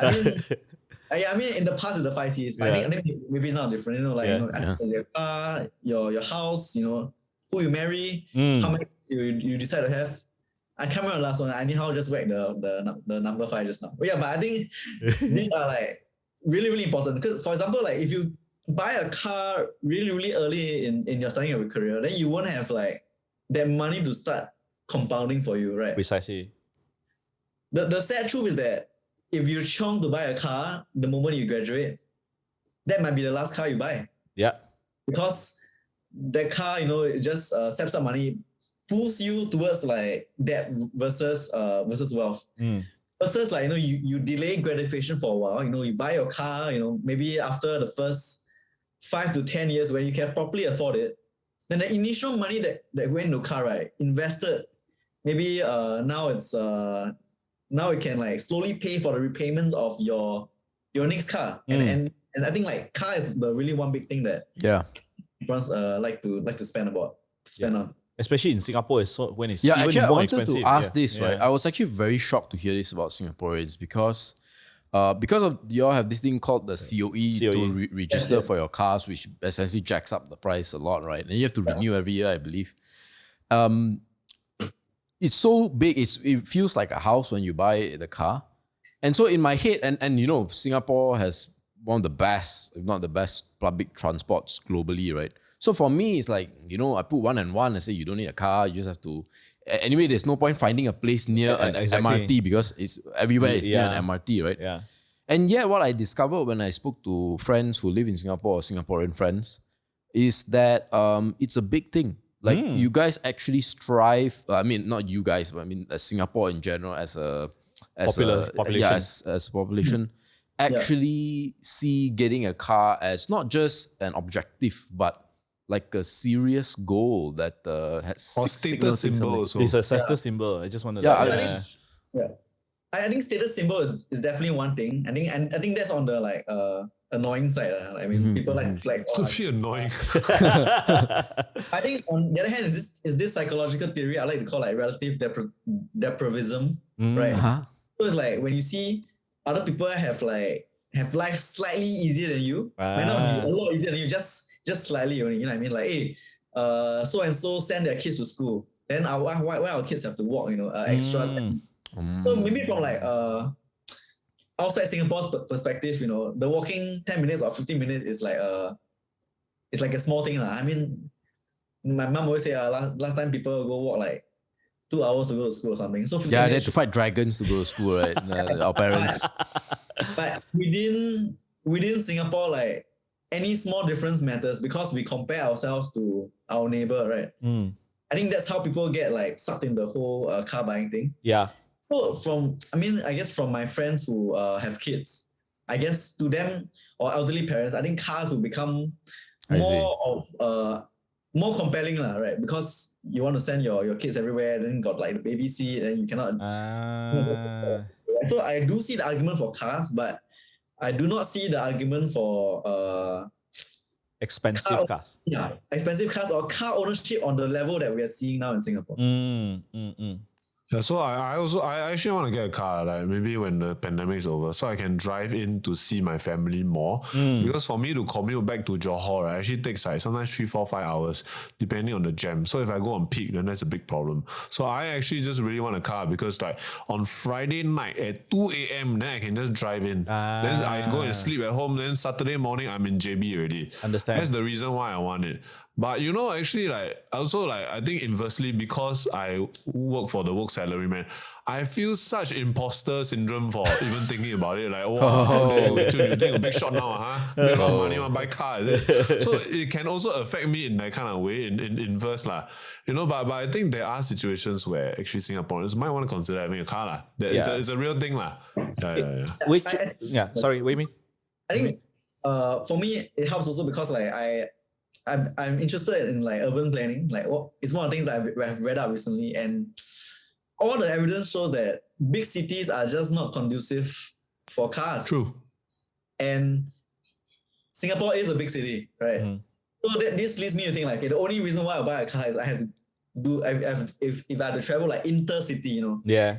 Live in Melbourne, then I have to go to a suburb or something lah. Go to a suburb. Yeah, then I would get a car. Then it makes perfect sense. Yeah. But if you live like within, you know, I don't know, 15 to 20 kilometers of a major city center, then not so much, right? Yeah. Yeah. If I'm not mistaken, your COE in Singapore, there are times when you can buy those plates that only allow you to drive on the weekend. It's much cheaper. Am I correct? Yes. Yeah, it's a red plate, and you can drive those into Malaysia, like, and then you can drive it anywhere. So, I'm also considering those. What's the delta in between just a white plate or a black plate, a normal plate versus those like weekend? Oh, that one I don't know, but it's cheaper lah. Yeah. Okay, all right, cool. Right. Yeah. So one thing that changes the personal finance equation is when it's no more personal finance, it becomes family finance, right? And also still quite personal, right? Yeah, yes. And children comes into play, right? That complicates a lot of things. So I assume both of you don't have kids yet, but if you were to, right, what do you think? What's the game plan? What is the game plan, you know? Yeah. I think what will immediately change for me is just right now I try to maintain about 6 months of my expenses in my bank account as liquidity and then the rest I try to invest or put aside. So if kids, I will double that along, maybe a year's worth in case something. But my friend said this about kids, and I don't know if it's true or not, but it's reasonable to me. Because in Singapore also, the thing is the government wants you to have kids. And the government will pay you a lot of things and help you with a lot of things like childcare and things like that when you have kids. Yeah. So he said something like, a kid in Singapore costs as much as you want it to cost. I mean, obviously, you should be of a certain income level before you even have a kid in Singapore because it's a new life, right? But also, you get a lot of assistance. So, a lot of times when people spend a lot of money on kids, it's because they send them to very, very good schools. They buy all the best stuff for them and everything like that. So, I think also got a bit of flex on that.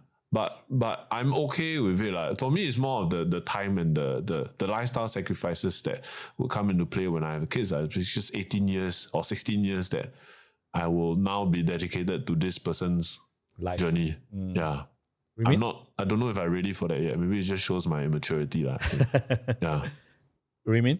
Yeah, I think for me, like it was either fire or have children. Oh, okay. And you chose fire. Like if I decide to have kids, then okay lah, I don't fire, right? And I do know comfortably like I can afford kids now, right? But I guess now it's a matter of like, am I ready to give out that freedom? You know what I mean? Maybe this sounds very selfish lah, but I think for me like I did NS, went to degree, everything. Then like, I started work at 25. National service, meaning you served in the army, conscription. Yeah. I was like broke most of my life, 25 to 32, which I am now, right? Most of it I spent working. Then like past 2 years, like COVID hit. And then after that, now you say like, oh, you want to have children. I feel like, well, is that what life is? I really haven't like enjoyed life, to the point that I feel like, so actually, some would argue that is what life is, that you reproduce. I know, but still, it's like, that's it. I only get to have this like short window of 7 years, and most of it I spent being broke and working very hard. Yeah. And now you want me to enter this new life where I have to have a lot more responsibilities. I kind of feel like it's quite unfair lah. I mean. I think we still want to play. Maybe that's why. Yeah, maybe we still want to play like in a very childish sense. Wait, do you guys have kids? Actually, both of you? No, not me. I've got two. But John has lah. Yeah, I got two. So I was just joking with MJ. I always envy people who have gap years in universities. One of the best things I learned in university. Before they go uni, they have a gap. In the US, it's very common to have a gap year. Yes. Yeah. But what's that got to do with kids? Oh, okay. So something similar to what you guys have just both said lah, in a sense. Play a bit before the next one. Yeah, play a bit before. Yeah. So, but I think circumstances were different. I'm very lucky. I got married quite young by today's standards, 29, 28, 29. Wow. Yeah, 28, 29. But I've been with my then girlfriend for about 9 years. I see. Yeah. So it's I actually have the suspicion, and this is not something that I can prove, that kids also give you a sort of a new level of gratitude and and Yes. you know, whatever, like bliss or joy or whatever. It's not exactly happiness. yes. Because parents don't have happy, but it's like satisfaction. I think that's what it is. I think you hit the nail. you know, It's a lot of frantic, like, oh, you do this, also. Then a lot of just eating dinner quickly and then, you know, like not having an idea. But you look back and you are proud of your kid. And it's also the thing about having something in life that is more important than you. exactly. And it's something that I think you cannot access until you get there. And I have mentors, for example, that are old, that are single, and a lot of them are very lonely. Yes. Yeah. It is a very common thing that I see in older people that have not have kids. So I also a bit scared of that. Yeah. But you see, that's a selfish reason to have kids. Yes. I say that openly, I'll get whacked left, right, center. And I had been whacked before for even saying this point, you know? Yeah. But I'm not saying this is the truth or that this is the reason why I'll have kids. Yeah. But I do see that ultimate satisfaction that you can't access otherwise. I think it all comes in a baggage, and MJ knows this. And I think FIRL was a good, what do you call it? It's a good combination because we get flexible hours and we all. But more importantly is this. And this is an analogy given to me by my friend, and she said, right, just imagine yourself working really hard, making good money, let's just say, but you come home to an empty house. Right. It's big, it's nice. It's big, it's nice, it's clean, right? But then no one is looking forward for you to come home. So 2 days ago, I think this past few weeks we've been working really hard, just podcast guests back to back. And then I came home 6:30, at 7. My son, who is 5, he says, "Daddy, it's dark already. Why you come back so late?" So it was kind of hilarious, but at the same time, it's like there's that innocent that someone remembers you. I don't know whether it's making sense or not. Well, actually, you can get a pet. That kind of solves that aspect of the problem. But I also understand what you mean. I'm being a bit like cynical and it's a joke, right? Yeah, I'm not saying yeah. pet is the same. Yeah. But also like I had a very similar kind of thing also. I was walking with my bike past a bridge, and then there's just this kid with his dad, and the kid just asked the question like, "Daddy, where does the water drain?" Yeah. And the way that whole conversation then transpired, it warmed my heart for the first time in my life I even cared about something. And I maybe this is something like a glimpse of something that would change in me also. But I find as I age a bit more, I'm starting to find that there might be something to this that I might want to check out. Yeah. But do it for your own. Do it for Definitely. for your own reasons. Not because of peer pressure and everything. And you know, even for him, right? You know, I'm pretty sure if you guys don't have girlfriends or whatever, how you know, I mean, for girls, it's going to be worse. I'm pretty sure your girlfriends. Might get please, cancelled. It's not attached. Is that what you're saying? Yeah, I'm not touched. Yeah. Oh, okay. Yeah, please. Yeah. I know where you're going with this. No. You might get cancelled if you keep going on. No. But actually, one of the things I learned from John was very interesting. So when we all talk about personal finance, it's very nerdy, and as you know, we talk about inflation and things like that, right? So what he taught me was that actually, especially when you have a family, your inflation is not determined by the CPI. It's determined by your kids. How so? Milk powder, education, things like that. But that's CPI, isn't it? That's the consumer price index. No. Okay, let me give you an example to highlight what MJ just said, right? I'm pretty sure you have friends who have kids. Okay? Yeah. The father can eat the $1 ice cream, but the kid will have Haagen-Dazs. Oh, then just tell your kid you cannot have Haagen-Dazs. You think you're a rich man, huh? But that's the point I'm trying to say. Because you only have 1 or 2, the inflation rate is actually determined by your kids. Like what you say, your friends and all, sent to 5-year-old sent to Juilliard's. Like for example, right? Yeah. So that's very interesting. Yeah. Okay, I think I don't. Do you have more questions? No. I only have one last one. Is really, how do you guys personally invest? Yeah. Right? How do you, because at the end of the day, we are investing channel, and we want to know, like, what do you like, right? Because Ruiming alluded to a bit about diversification just now, and how do you guys diversify, if you all diversify at all? Oh, I say first because I'm really bad at this stuff. I'm always very scared to tell people who know what they're doing, like you guys. No, Because we were still learning. Yeah. I noob until like cannot noob anymore. Okay, I'm just learning every day. So what I do is I put most of mine in S&P 500. Okay. I also, when I was stupider, I bought individual stuff. I bought like Alibaba last time. Okay. I bought then recently just before I went out, I bought MS China, the ETF for China. One of the MSCI ETFs lah. for China. MSCI, yeah. And then it just went down. So Yeah. my Alibaba is down AF. My Alibaba is really down, and my MSCI China is down.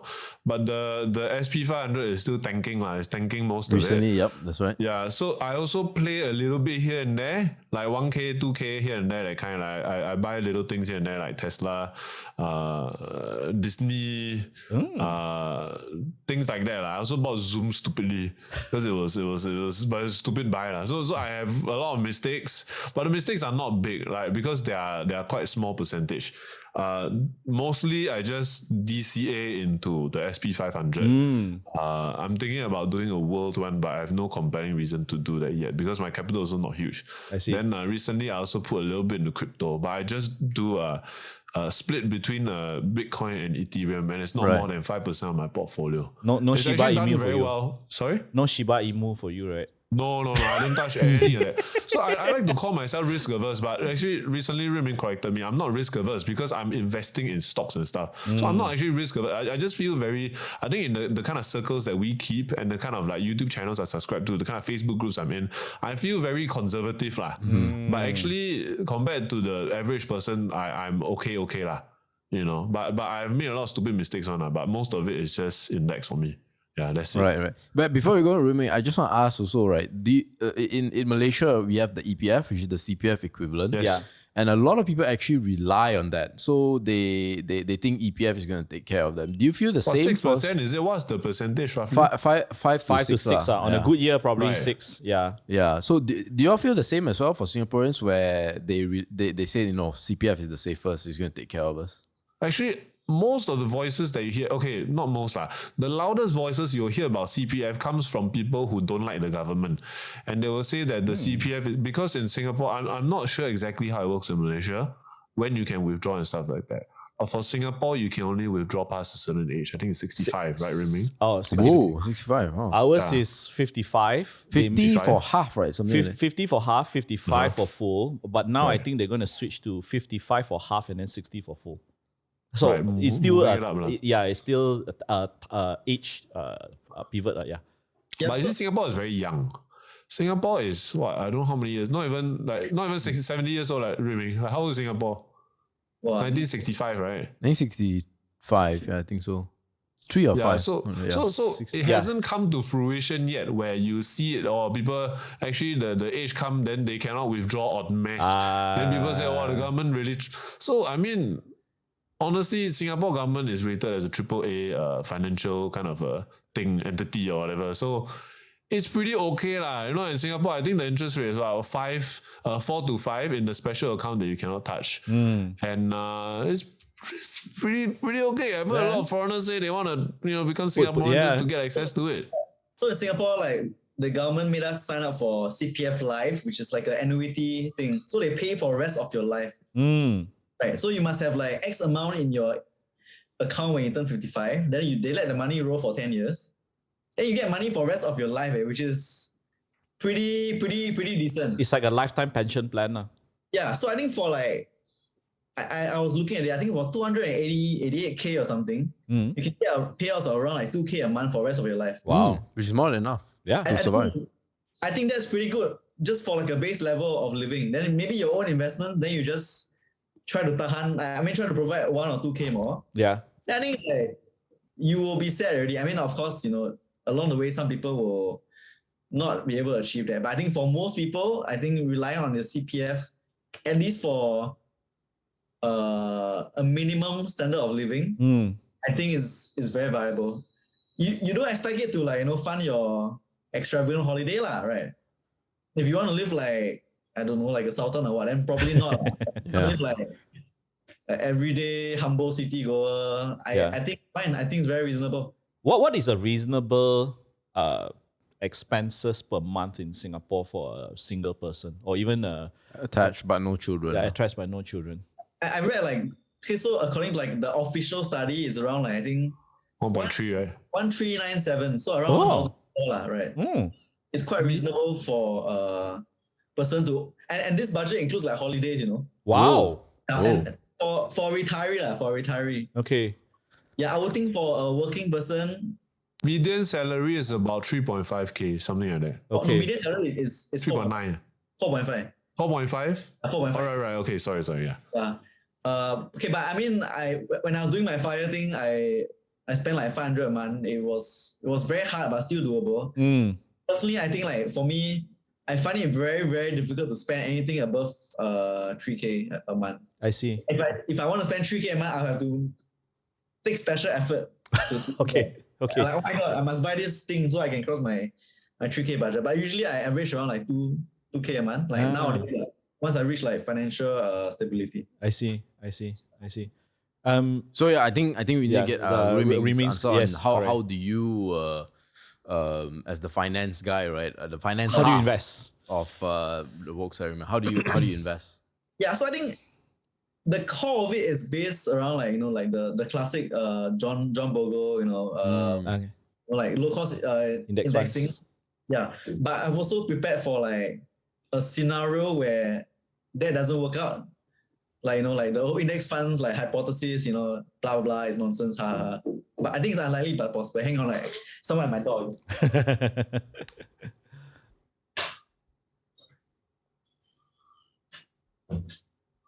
Sorry, can I edit it out later? No worries. Is it food this time? Yeah, it's good this time. Nice. Okay. So like, I also buy into different asset classes. So I own like, so S&P 500 is like mostly exposure to US market, right? Yeah. So the Singapore part of my portfolio, because it's not good to be too geographically concentrated. So that part of me is that part of my portfolio is covered by Singapore private property, which real estate lah.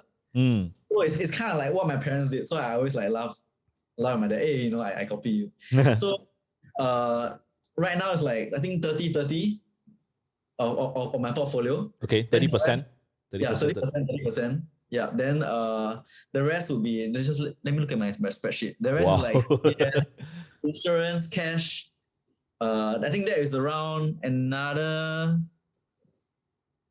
30% roughly, and then the rest of it is in crypto. Oh, Like crypto, yeah. nice. I heard him use the word Terra just now, MJ. Is it Terra or Tesla? I heard Terra. Terra. Oh, so you're in Terra? Okay, nice. Okay. Yeah, Maybe really like this is the amount of money like I'm really to lose lah. I mean, yeah, because I was just joking about with someone today, you know, like it's entirely possible in 2030 we will go laugh at like, you know, hey, remember last time people invested in this thing called crypto, then they put so much money and then now it's zero. And in the same way that we used to talk about how the world was ending in 2012. I think like that is a definite possibility, even though I would not like that to happen because I put in money after all. But it is very possible that crypto eventually becomes like this hype train that everyone got on, but actually it was nothing. Or the cryptos that we invest in today are not the ones that survive in the next 10 years. Yeah. Because each crypto project is effectively like a small cap stock without much adoption or growth or new customers. Right? and it's experimental. Yeah, everyone's just aping into it right now. So that's how I think of it. I think of the crypto market as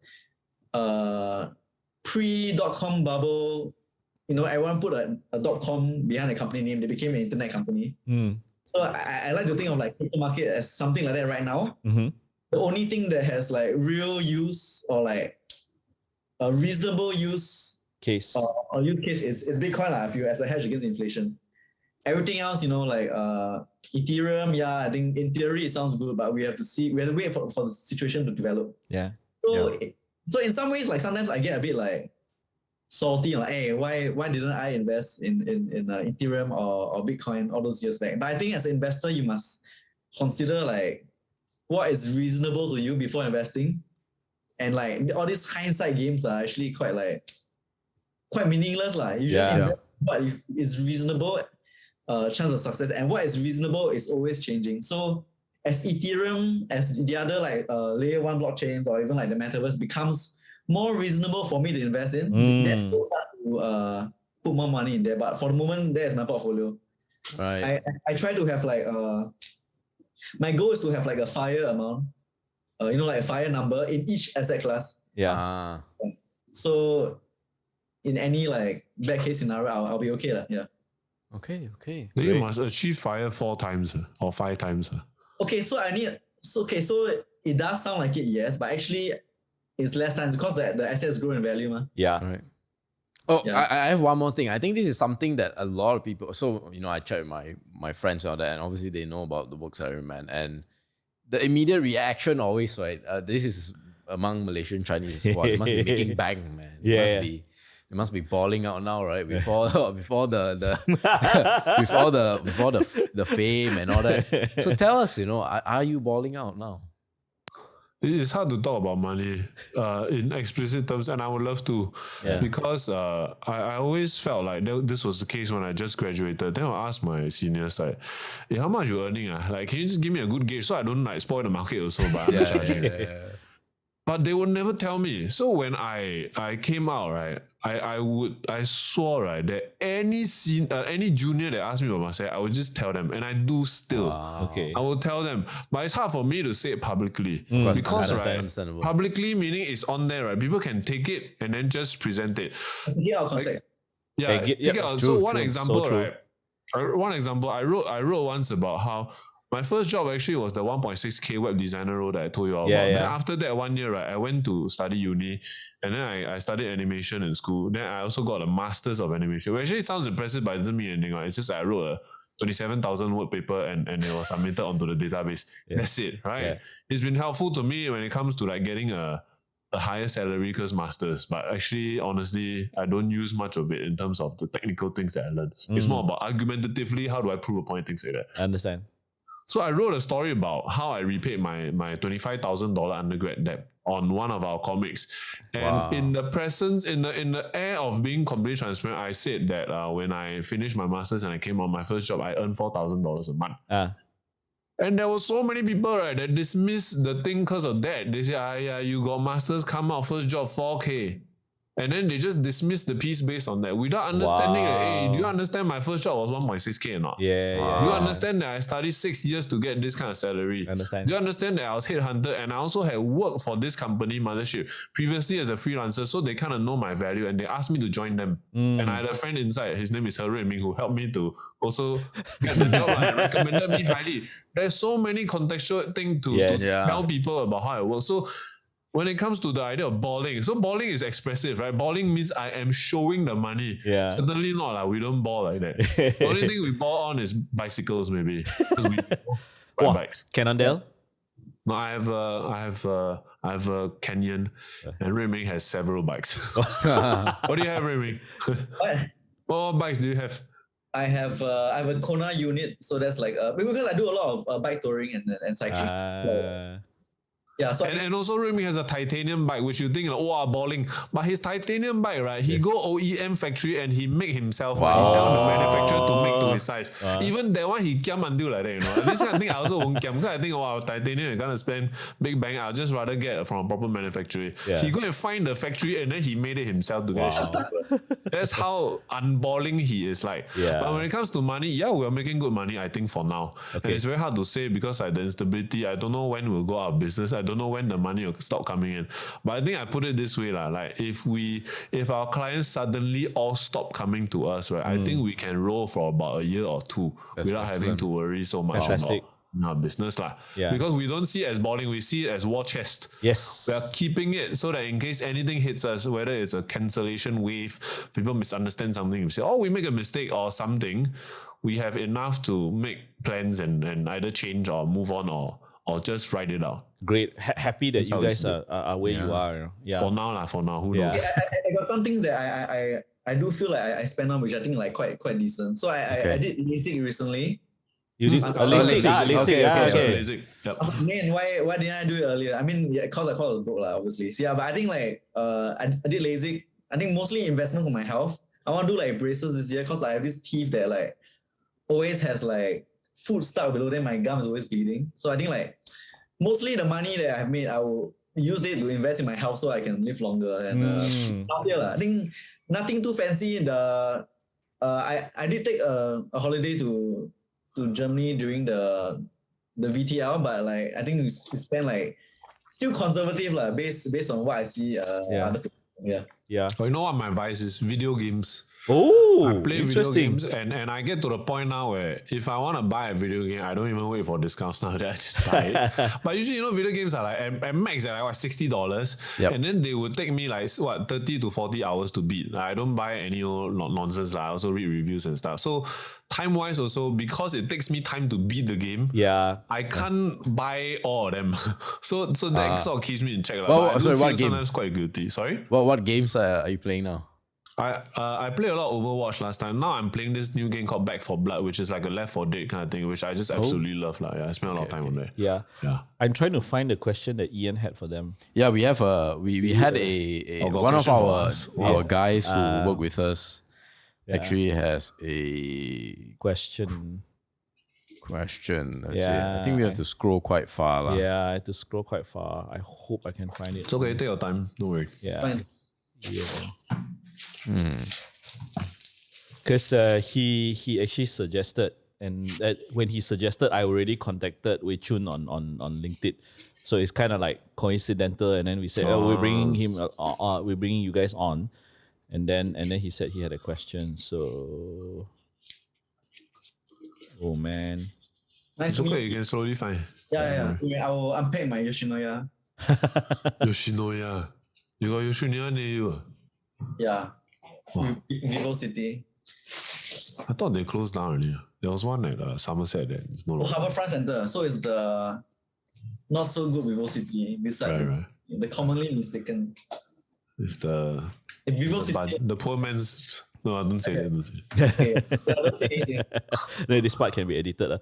Actually, you know, Taboo, this word. yeah, you know about the part where Wei Chun, you said about your salary. When I disclose my salary publicly on the channel, people was also thinking and flexing. So you said, like what I said, be damn if you do, damn if you don't. So it's this guy, of course he The can flexing thing is very real. I understand it too. I understand why it might come across like flexing. Yeah. who flex. No, so he was talking about salary. Like if you talk about your salary, just in the context of trying to share and to help people understand your context better. Actually, the context, people can think it's flexing. Yeah, actually, my context was sharing was that I had to develop the courage to actually leave such a high salary job to be able to start something. And when I left, it was I was paid 50 to 60K a month actually when I left. Damn, ringgit. Yeah, ringgit. Yeah. So so people think, you see, if people don't know the context, they'll think I'm flexing. But it was actually to give courage to people that says, hey, I even had a very secure job. I was getting even more, and here I am. We're just doing content. We're just doing podcasts content, for free, right? you know. Podcasts for free.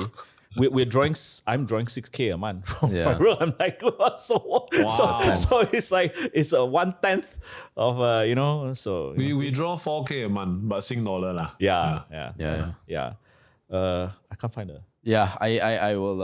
It's Can you okay. remember the We'll pass it question? in private lah. Can Hopefully you also, guys can answer that. We'll edit this part out. Yeah, but guys, I watched a few of your podcasts or interviews before. I don't think they're ever 2 hours long, right? Yeah. Or maybe there are. But thank you so much for hopping on the podcast. And usually we end by asking people where they can find you, but I don't think we need to ask that question. No, we're not that big, dude. Like we only have 200 Facebook plus lah. K. They're on Facebook, guys. We're on Facebook, but also check out our YouTube. We're kind of trying to grow it. We like long form content in this, and I think you guys did it very well. Because thank I feel like we had a good kind of vibe going, and it was really cool to talk and just chill, and also talk about. It's very hard to find like people that you can talk to about financial stuff without going one way or either too nerdy or people don't understand you. Yeah, and really cool. sometimes you end up educating the person a lot, which is fine, but it's not a conversation. Yeah. But yeah, guys, for those who are listening, I'm 100% sure you got a lot of value out of this podcast. And of course, if you enjoy this sort of content, remember to like, comment, subscribe if you're on YouTube, and all follow us on Spotify. And guys, see you guys in the next podcast. We forgot to thank them. Thank you so much, Wei Choon and Ruiming. Thank you. We really enjoyed the chat, and see you in the next video.